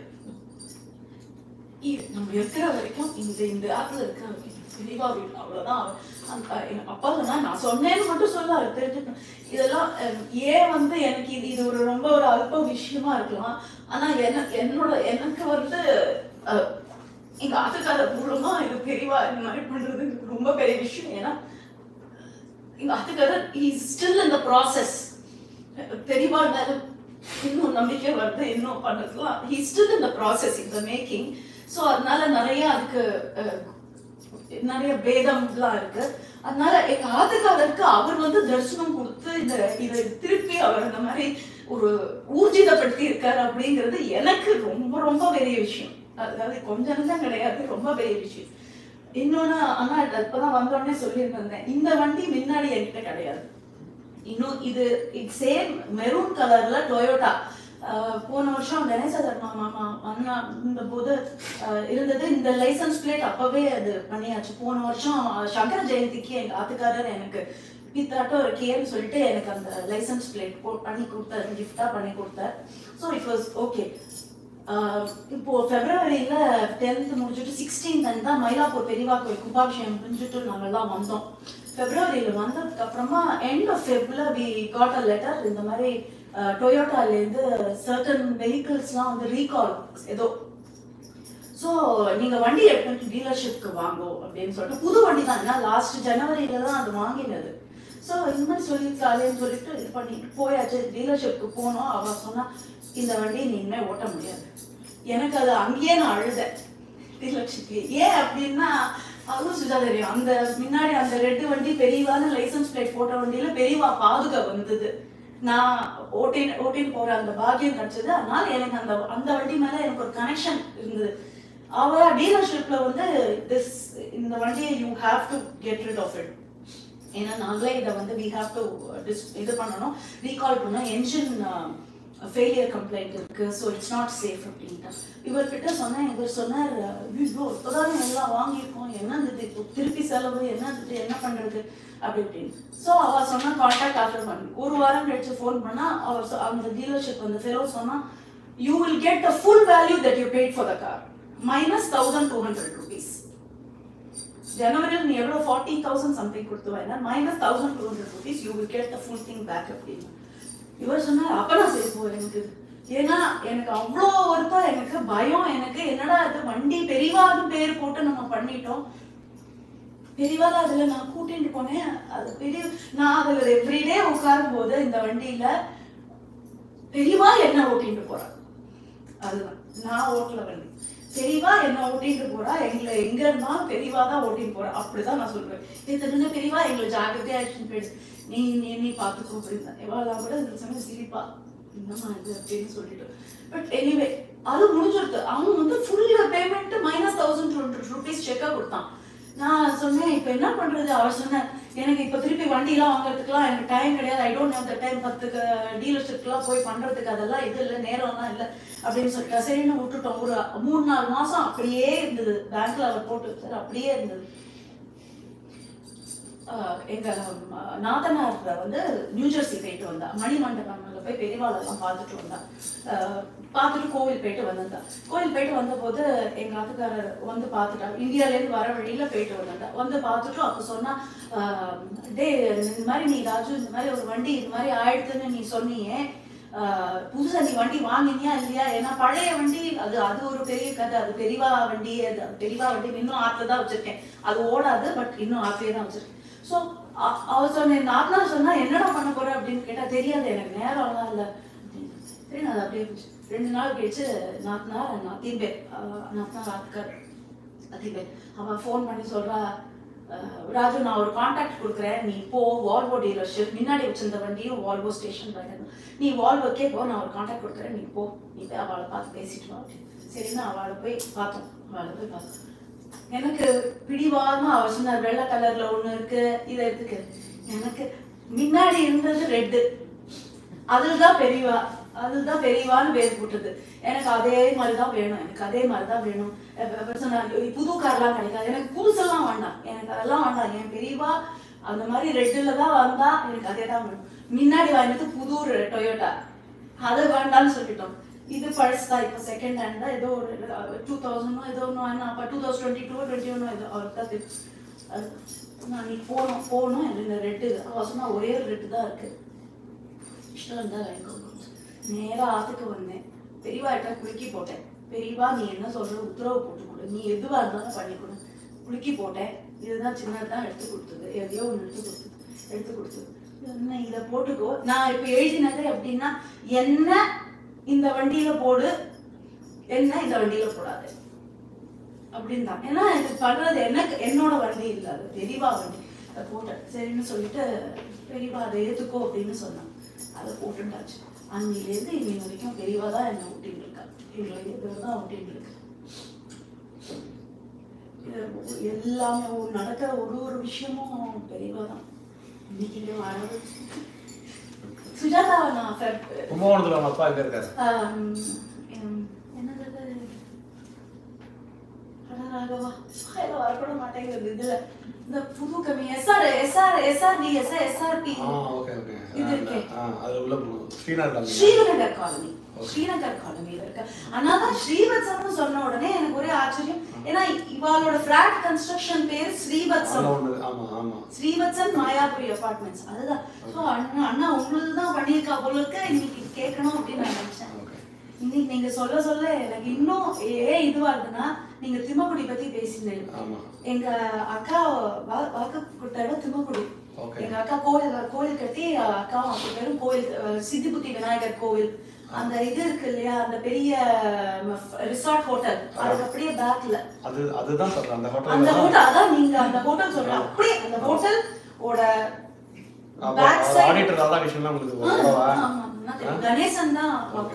திமுகுடி கணேசன் அவாத்து தான் எங்க அக்கா. ஓ ரைட் ரைட். அதெல்லாம் எனக்கு ரொம்ப நல்லா தெரியும். அப்புறம் நீங்க காவேரி கரை சொன்னேன். ஆமா ஆமா. அது எல்லாமே அப்படியே இன்னைக்கு என்ன எல்லாம் வந்து எல்லாம் கேக்குற மாதிரி இருக்கு. சரி கொஞ்சம் சொல்றேன். சொல்லுங்க சொல்லுங்க. என்னுடைய ஒரு அனுபவத்தை, மகாபரிவாருடைய அனுபவத்தை கொஞ்சம் உங்களுக்கு சொல்றதுக்கு எனக்கு கொஞ்சம் ஆசையா இருக்கு. மகாபரிவா வந்து காஞ்சிபட்டில் 1957 தான் வந்தார். அதுக்கு முன்னாடி கும்பகோணத்தில் தான் இருந்தார். 1937 1927லேருந்து 1956 வரையிலும் 56-57 வரையிலும் ஈவேரா ஆக்கம் பூனக இருக்கிறது. 1956-57 கும்பகோணத்தில் ரொம்ப பெரியா இருந்த உடனே காஞ்சி பெரிவா கும்பகோணத்துலேருந்து கிளம்பி காஞ்சிபட்டுக்கு வந்தார். கும்பகோணத்தில் இருக்கிற போதும் எங்கள் தாத்தா ஃபாதருடைய ஃபாதர் அவரும் 2 மாதம்தான் சின்னவர். அவர் தான் அந்த காலத்தில் எங்கள் தாத்தா தான் அவரோட காலங்காத்தால் என் அப்பா வண்டியில் வைத்து கொண்டு விட்டுட்டு வந்துடுவார் மடத்தில், கும்பகோணம் மடத்தில். ஈவன் காஞ்சிபட்டில் இருக்குது. எங்கள் தாத்தா ஃபோட்டோவோடு இருக்குது அவர். அப்போ 1937லேருந்து 56 வரையிலும் எங்கள் தாத்தா எப்போ மகாபரிவா ஊரில் வெளியெல்லாம் போயிட்டு வந்து கும்பகோணத்தில் வந்தார்னா அவர் வெங்கடா மாமா கூப்பிடு அப்படிம்பார். அவர் அது மாதிரி டெய்லி காத்தால போயிட்டு ராத்திரி சாயங்காலம் எங்கள் அப்பா ஆயிரத்தி வருவார் வண்டியில். இது நடந்தது 1956. அப்புறம் அந்த ஈவேரா பெரியார் வயது வந்தவொடனே அவர் கிளம்பி காஞ்சிபட்டு போயிட்டார். 1969 எனக்கு கல்யாணம் ஆச்சு. கல்யாணம் ஆன உடனே என் ஒய்ஃப் ஆயிடுச்சுட்டு காஞ்சிபட்டில் போனேன். நானும் எங்கள் மாமனார் தான் போனோம், எங்கள் அப்பா வரல. நான் இடையாத்துமங்கலம் வெங்கட்ராமையருடைய பேரன் அப்படின்னு சொன்னேன். அவ்வளோதான். அவர் காலமாயிட்டாரே. 2 மாதம் 2 வருஷம் ஆச்சு. எப்படி தெரிஞ்சதுன்னே தெரியாது. 1967 திருவிடமருத்தூரில் அவர் காலமாயிருக்கார். நாங்கள் அதை சொல்லவும் இல்லை, ஒன்றும் இல்லை. நான் போனது 1969. கல்யாணம் ஆன உடனே மே மாதம் அவர் காலமாயிட்டாரே திருவிடமருத்தூரில் அப்படின்னார். எனக்கு அப்படியே ஒரு ஆமாம், அவருக்கு 8 பையன் ஆச்சே, எந்த பையனுடைய பையன் நீ அப்படின்னு. இது ஒரு அனுபவம். 2வது அனுபவம் சொல்கிறேன். என் மூத்த பையனுக்கு கலிஃபோர்னியாவில் இருக்கான். அவனுக்கு ட்வின்ஸ் பிறந்தது. அது ஒரு 2008 புத்திரகாமஷ்டியாக பண்ணினேன். அதுக்கப்புறம் 2 குழந்தை பிறந்து 8 வருஷம் கழிச்சு. அதில் ஒருத்தனுக்கு பேச்சு வரல. 2008 2016 எனக்கு ஒரு வாட்ஸ்அப் மெசேஜ் வந்தது. மகாபரிவார்ட்ட யாரோ ஒருத்தர் போய் குழந்தை பேச்சு வரலன்னு சொன்ன உடனே சுபங்கலி பூஜை பண்ணினியானி நீ பண்ணி ஒரு 108 பேருக்கு அன்னதானம் பண்ணுங்க. அது எனக்கு வாட்ஸ்அப்பில் வந்தது. அதை வச்சுட்டு உடனே 2016 என் பையனுக்கு ஃபோன் பண்ணேன். நான் உடனே கிளம்பி வா, நான் பண்ணிட்டு இருக்கேன். அது அந்த சமயம் காஞ்சிபட்டிலேயே ஜெயந்திர பரிவா தனுர்மாசம் சாதர்மூசி பூஜைக்கு ஆந்திரா போயிட்டார், காக்கிநாடா. ஸோ அந்த இடம் நல்லா ஃபுல்லாக இருந்தது. முன்னாடி அதிஷ்டானத்துக்கு முன்னாடியே இடத்த கொடுத்து என்னுடைய ரிலேட்டிவ்ஸ் அவ்வளோ பேருக்கு 108 பேருக்கு மதுரை சுமங்கலி பூஜை சுங்குடி புடவை 10 கிலோ இது வாங்கி அங்கே பிரமாதமாக பண்ணினேன். எங்கே பிரபந்தம் காத்தால பண்ணி சுமங்கலி பார்த்து பண்ணி எல்லாம் பண்ணினேன். அப்போ அந்த பொதிகை சுவாமிநாதன் பெரியவாளை பற்றி சொல்கிறாரு. அவர் வந்து பெரியவாளை பற்றி சொல்கிறார். இதெல்லாம் நடந்தது செப்டம்பர் 2016. அதுக்கப்புறம் ஒரு 2 மாதம் கழிச்சு என் பையன் ஃபோன் பண்ணுறான், அண்ணா அப்பா அம்மான்னு சொல்கிறான் அவன் அப்படின்றான். இப்போ நல்லாவே பேச ஆரம்பிக்கிறான், பேப்பரை பார்த்து படிக்கிறான். ஐ வாண்ட் திஸ் அப்படிங்கிறான். எப்படியோ அவ்வளோ கிராஜுவலாக இம்ப்ரூவ் ஆகிட்டு மகாபரிவாளுடைய இதுதான். அடுத்தது போன வருஷம் 3 மாதம் போனேன் மெட்ராஸில். அங்கே ஸ்ரீவஸ்தத்தில் தான் தங்கினேன். மெட்ராஸுக்கு போனேன் 30th டிசம்பர். டிக்கெட் புக் பண்ணிட்டேன் ஸ்ரீவஸ்தத்துக்கு மெட்ராஸ்லேருந்து. திடீர்னு நினச்சேன் ஏன் காஞ்சிபுரம் போகக்கூடாது அப்படின்னு நினச்சி உடனே ஒரு பஸ்ஸை பிடிச்சி காஞ்சிபுரம் போனேன். நைட்டு ஹால்ட் பண்ணிட்டு மறுநாள் காத்தாலா 4 மணிக்கு தர்ம மாதம் காத்தாலே 4 மணிக்கே கோயிலெலாம் திறந்துடுவான்னா. உடனே திறந்து நான் போயிட்டு கோயில் காமாட்சி அம்மன் கோயில் மருதாய பெருமான் போயிட்டு மடத்துக்கு போனேன். அது பெரியவாளுடைய அதிஷ்டானத்தை 48 ஆட்டி ஒரு மண்டலம் அதை பிரதர்ஷனம் பண்ணினேன். அப்போ நிறையா பேர் ஒரு 30-40 பேர் வந்து பிரதர்ஷனம் பண்ணுறா. 50 100ன்னு. அந்த லோக்கல் ஜட்ஜு ஏன்னா லாஸ்ட் டே வரையும் 31 டிசம்பர் வரையும் லோக்கல் கோர்ட்லேருந்து ஜட்ஜு எல்லாரும் வரா பரிவாரை பார்க்கறது இது பண்ணுறதுக்குன்னு. நான் போயிட்டு வந்து முடிச்சுட்டு வந்துட்டேன். இது நடந்தது 31 டிசம்பர் போன வருஷம். 4ஆம் தேதி ஸ்ரீவஸ்தத்துலேருந்து கிளம்பி 5ஆம் தேதி மெட்ராஸ் வந்து 6ஆம் தேதி கிளம்பி 7ஆம் தேதி பெங்களூர் வந்துட்டேன். 9ஆம் தேதி காத்தாலே எனக்கு பிளேனு அமெரிக்காவுக்கு. 7ஆம் தேதி நான் பெங்களூர் போன உடனே ஒருத்தர் தங்க சுப்பிரமணியன் ஒருத்தர், அவர் எக்ஸ் பருத்தியூர். அவர் அசிஸ்டன்ட் போஸ்ட் மாஸ்டர் ஜெனரலாக இருந்து ரிட்டையர் ஆனவர். அவருக்கு 4 பொண்ணு. அவர் எப்போதும் அவர் பருத்தியூரனாக இருக்கிற போதும் எனக்கு பணம் அனுப்பிச்சு அபிஷேகம் பண்ணு அர்ச்சனை பண்ணுன்னு சொல்லியிருந்தப்பார். அவர் வயசு 90 91. அவர் அங்கேருந்து அனுப்புவார். திருச்சியில் அவர் வேலை மூஞ்சி நான் பார்த்தது கிடையாது, ஒன்றும் கிடையாது. நான் வந்து பருத்தியூரில் எல்லா கோயிலுடைய இதெல்லாத்தையும் நான் பருத்தியூர் கைங்கரியா ட்ரஸ்ட்டுன்னு வச்சுட்டு எல்லாம் கனெக்ட் வைத்து எல்லாம் பண்ணியிருந்தேன். 197 பேர் இருக்கா மொத்தம் X Paruthiyur all over the world. ஒவ்வொருத்தரும் பணம் அனுப்புவா, பணம் அனுப்பிச்சு அபிஷேகம் அதெல்லாம் கேட்பான். இவர் தனி ஸ்பெஷலாக எனக்கு அனுப்புவார். அவர் பொண்ணு பேரில் பேச்சு பேரில் பேரன் பேரில் ஏதாவது அனுப்பிச்சுட்டே இருப்பார் எனக்கு வாட்ஸ்அப்பில். அவர் முன்ன பார்த்தது கிடையாது.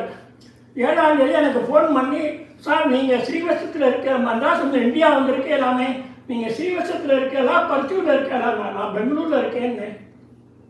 இல்லை அட்ரஸ் கொடுங்கன்னார். என்ன விஷயம்னு? இல்லை அவங்களுக்கு ஒரு கிஃப்ட் ஒன்று அனுப்பணும் அப்படின்னா. மாமா நான் நாளான்னைக்கு கிளம்புறேன் அமெரிக்காவுக்கு, இன்னைக்கு 7ஆம் தேதி அப்படின்னு. நீங்கள் ஒன்றும் ஒரி பண்ணிக்காதீங்க, நீங்கள் வெறும் அட்ரஸ் மட்டும் கொடுங்கன்னார். கொடுத்தேன். மறுநாள் 8ஆம் தேதி நைட்டு 8 மணிக்கு மகாதேவபுரால என் கசன் பிரதர் ஆற்றுல இருக்கேன். ஒருத்தர் அவருடைய வந்து திருச்சியிலேருந்து தங்க சுப்பிரமணியம் அமைச்சிருக்காருன்னு சொல்லி ஒரு பாக்ஸ் கொடுத்தார். அந்த பாக்ஸ் திறந்து பார்த்தா மகாபரிவாளுடைய ஃபோட்டோ, பாதுகை, குரு அப்படின்னு போட்டு ஒரு தனி ஒரு இது.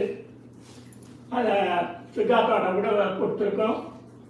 இன்னைக்கு நேற்றுக்கு வரைக்கும் ஒன்று கொடுத்தான்.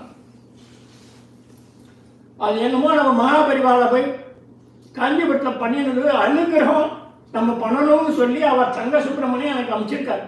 நீங்கள் இவ்வளோ தூரம் நீங்கள் எனக்கு எல்லாம் பண்ணி கொடுத்து நான் அதை பஞ்சிருக்கேன் அப்படின்னு சொல்லி அமைச்சிட்டார். நான் எடுத்து நீங்கள் வந்தேன். இது நடந்தது ஜனவரி மாதம் வந்துட்டேன்.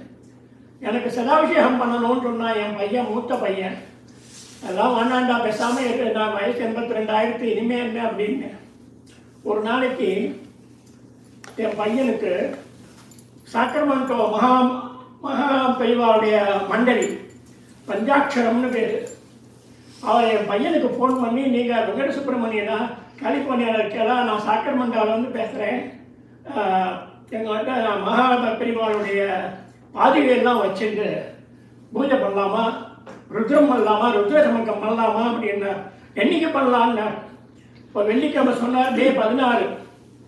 உடனே என் பையன் பார்த்தான், 17 உத்திராட நட்சத்திரம் என்னுடைய நட்சத்திரம். உடனே சரின்னு சொல்லிவிட்டான். எங்கள் வாத்தியாருக்கு ஃபோன் பண்ணி சதாபிஷேகத்துக்கு 17 பண்ணிக்கோங்க, 16 ருத்ர ஏகாதசி மகாபரிவாருடைய இது எடுத்துன்னு பாதிகையெல்லாம் எடுத்துன்னு வரான்னு சொல்லிவிட்டு 16ஆம் தேதி சாயங்காலம் 6 மணிக்கு ஆதிசங்கரர், மகாபரிவார், ஜெயேந்திர பரிவார், பால பரிவா 4 பரிவாருடைய பாதுகைகள் தனித்தனியாக எடுத்துன்னு வந்து வாசலில் பூர்ண கும்பம் வச்சு அதை எடுத்து ஒரு 20-22 பேர் ரிபிக்ஸ் என் பையனுடைய ஃப்ரெண்ட்ஸ் எல்லாரும் வந்து ருத்ரம் 108 ஆட்டி 10 மணி முடிச்சுது. அவ்வளோ பெரிவாருடைய ஒரு விக்கிரகம் இவ்வளவு இருக்கும் பிராஸில், அதில் அபிஷேகம் ஃபுல்லாக. அதான் என்னுடைய ஒரு ருத்ரேகாதசி எல்லாரும் கல்யாணம் இருக்கும்போது பண்ணுவா. அது என்னுடைய பாக்கியம். பெரிவாருடைய ஒரு ஒரு அபிஷேகம், ருத்ர அபிஷேகம் பண்ணி இது நடந்தது மே 16 போன மாதம். அதுலேருந்து எனக்கு என்னென்ன ஒரு இப்போ நான் டெய்லி காத்தால குளிச்சுட்டு வந்துட்டு அதை மாதிரி ஊஞ்சல் ஒன்று இருக்குது எங்கள் வீட்டில், அங்கே வச்சுட்டு டெய்லி 48 ஆட்டி பிரதர்ஷனம் பண்ணிட்டு தான் நான் சாப்பிட்றேன்.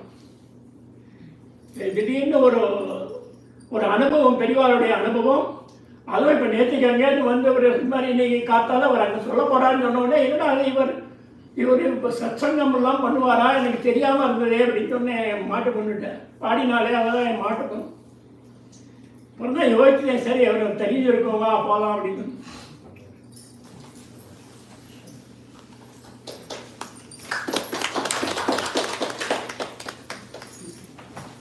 நம்ம அதே நட்சத்திரம் நட்சத்திரம் உங்க நட்சத்திரம் தான் இருக்கும்.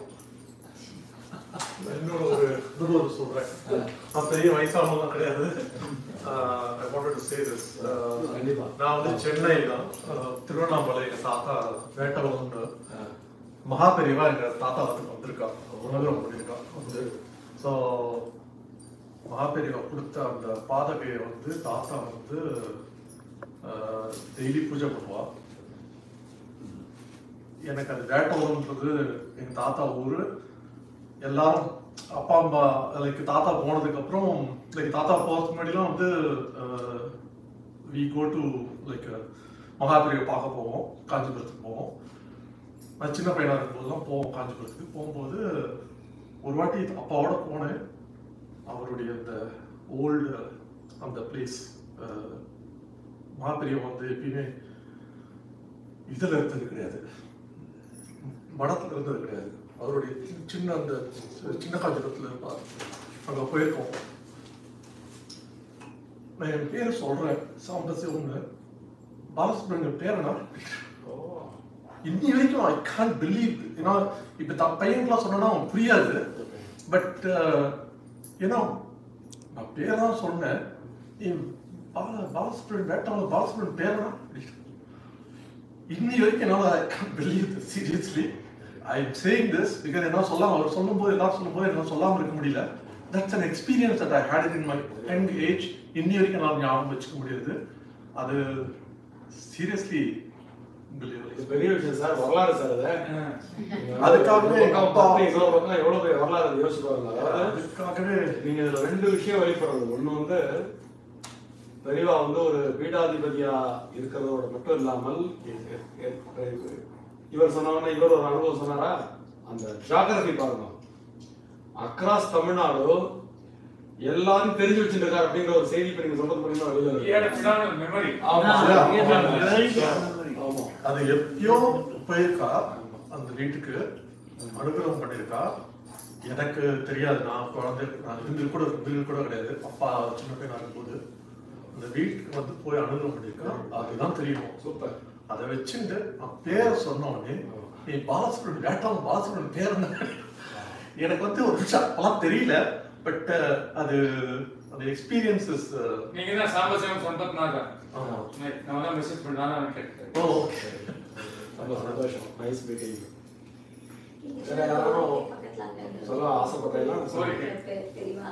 அந்த இடம் தானே சொல்லு. சாரி, நீ மீட் பண்ண இடம் நான் கேக்குறேன். அந்த கோவில் சின்ன வீடு கோரிக்கை அது தேவைப்பாக்கம்ல அவங்க பெரியவா இதுல உட்காந்துருப்பாங்க. ஏனால உள்ள நாங்களாம் காலத்தான் 4 மணிக்கு போவோம். 4 மணிக்கு எப்படி போவா சின்ன பையனா இருக்கும்போது சின்ன உட்கார்ந்துருப்பார். அதாவது தப்பா எதுவும் சொல்லல, பட் அவருடைய அன்னைக்கும் மடம் இருந்தது, மடத்துல இல்ல அவர். ஆனா அவருடைய குடில தான் அந்த இடத்துல தான் இருந்தார். அன்பிலீவபிள். அந்த இடத்துக்கு நாங்க போயிருக்கோம். எனர்ஜி அந்த இடம் சுற்றி டியூன்ட் அங்கிள் இதுவா சேலம் பார்க்குறீங்க? திரும்ப I don't know, என்ன இடம் தெரியல. சின்ன காஞ்சிபுரம் எடுத்துருக்கேன். சின்ன காஞ்சிபுரம். அதே போல எனக்கு ஒரு அனுபவம் நீங்க சொன்னாப்புல, நாங்களாம் சின்ன வயசு எங்கள் அண்ணாலாம் எங்கள் அப்பா குடுமி வச்சு அப்படியே தான் ட்ரெஸ்ஸில் படிக்க வர வரைக்கும் குடுமையோடையே இருந்து எங்கள் அப்பா பெரியவாட்ட ரொம்ப இது ஜாஸ்தி. அப்போ ரொம்ப நாள் கழிச்சு இவங்க ட்ரெஸ்ஸில் வந்துட்டு அப்போ குடுமையோடையே இருந்தான். போயிட்டு பெரியவாட்ட நமஸ்காரம் சுப்பிரமணியர் கேஎம் சுப்பிரமணியரோட பிள்ளைனாங்க. ஏன் அவன் அவ்வளோ ப்ரீபேர் சொல்கிறான், மேல்மணியர் பிள்ளைன்னு சொல்லுவான் அப்படின்னு சொல்லுவது அந்த மாதிரி சொல்லியிருக்கேன். அதே போல் இவர் ஜெயேந்திரர் ஆசிரமம் வாங்கிக்கச்சே எங்கள் அண்ணா அப்போ குடுமையை வச்சுட்டு போனல் போட்டு இருந்ததுனால அந்த ஒரு 7 அடி கூட போவான்னு சொல்லுவாங்க. இதுவாக அண்ணா தான் கூட போயிருக்கு. விழுப்புரம் தான் எங்கள் ஊரில் விழுப்புரம். பெரியவா பிறந்த பிறகு விழுப்புரத்துக்கு ஒரு பெரிய ஏற்றம். எப்படின்னு கேட்டீங்கன்னா என்ன, விழுப்புரத்தை வந்து பின்னாடி தமிழாசிரியர்களோ அல்லது இது மாதிரி விஷயம் தெரிஞ்ச பெரியவர்களோ பெரியவா பிறந்தனாலேயே புறம் என்றால் ஊர், விழிப்பை கொடுக்கும் ஊர் விழுப்புரம் அப்படின்னு ஒரு இந்த மாதிரி ஒரு ஞானி பிறந்து மக்களுக்கு எல்லாம் விழிப்பை கொடுத்ததுனால அந்த விழுப்புரத்துக்கு வந்து அப்படி ஒரு பேர் உண்டு அப்படின்னு சொல்லுவாங்க. சந்தோஷம். நான் ஒன்று சொல்கிறேன். நான் இந்த இது கல்யாணத்துலேருந்து இங்கே தான் இருக்கேன். 50 வருஷத்துக்கு மேலே ஆகுது. டல்லாஸில் இல்லை, டிஃப்ரெண்ட் பிளேசஸ்.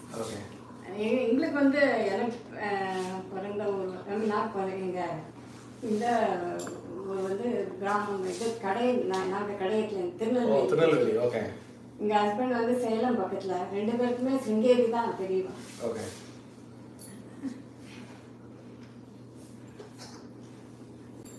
இந்த மகாபரிவாளை பற்றி இந்த எக்ஸ்பீரியன்ஸ்லாம் வர ஆரம்பிச்சது கேட்காங்க. அப்போ நான் அந்த சமயத்தில் எங்கிட்ட ஒரு பிக்சர் கூட கிடையாது மகாபரிவாளோட தான். அப்போ வந்து அந்த சமயத்தில் நான் ஊருக்கு போயிருந்தப்போ அம்மா அப்பா அங்கே இதில் மயிலாப்பூர் ஏரியா இந்த ஆரன் ரோட்டில் இருந்தான். அப்போது அம்மா சொல்லிட்டு இருந்தேன், இவ்வளோ கேட்குறேன், ஒரு பிக்சர் கூட இல்லை, பார்த்துருக்கேன் 2 தடவை 3 தடவை பார்த்துருக்கேன் முன்னாடி அப்படின்னு சொல்லிட்டு அப்புறம் டீப்பாய் இதில் எங்கள் ஆற்று டீப்பாயில் கையை வைக்கிறேன். மகாபெரிவா பிக்சர், பெரிய பிக்சர். அது வந்து ரொம்ப சின்ன வயசில் இருந்தது அந்த பிக்சர். எனக்கே நான் கேட்டேன், உடனே அவர் கையில் வந்தார். அது ரொம்ப அவரோட அனுகிரகம். அதுலேருந்து நான் அந்த இப்போ கூட நான் இந்தியா போனப்போ, சென்னை போனப்போ அந்த மயிலாப்பூர் இது பெரியவா கோயிலை இது பண்ணது வந்து அன்றைக்கி தான் நான் கிளம்புறேன், ஊர்லேருந்து கிளம்புறேன். அப்போ வந்து நான் அது பார்க்க முடியுங்கிறது எனக்கு தெரியவே இல்லை. நான் அது அந்த அன்றைக்கி தான் இது பண்ணுறாங்கிறது தெரியாது எனக்கு. ஸோ அன்றைக்கி கிளம்புறேன், மதியம் சாயங்காலம் கிளம்புறேன். அன்றைக்கி மத்தியானம் வந்து மார்னிங் வந்து பெரியவா கோயில் திறந்தா கும்பாபிஷேகம் நடந்தது. கும்பாபிஷேகம் மார்னிங் 7 மணிக்கு போக முடியல. நான் பெரியவாளை கூட்டின்னு வந்தது அந்த இடத்துல இருந்து. அப்போல்லாம் நான் ப்ரொசஷன் ஃபுல்லுலேயே இருந்தேன். அதுக்கப்புறம் அவர் திறந்ததுக்கப்புறம் 12 மணிக்கு போய் பார்த்துட்டு கிளம்பி வந்தேன். ஸோ அவர் கூடயே என்னுடைய இருக்காரு. அது வேணா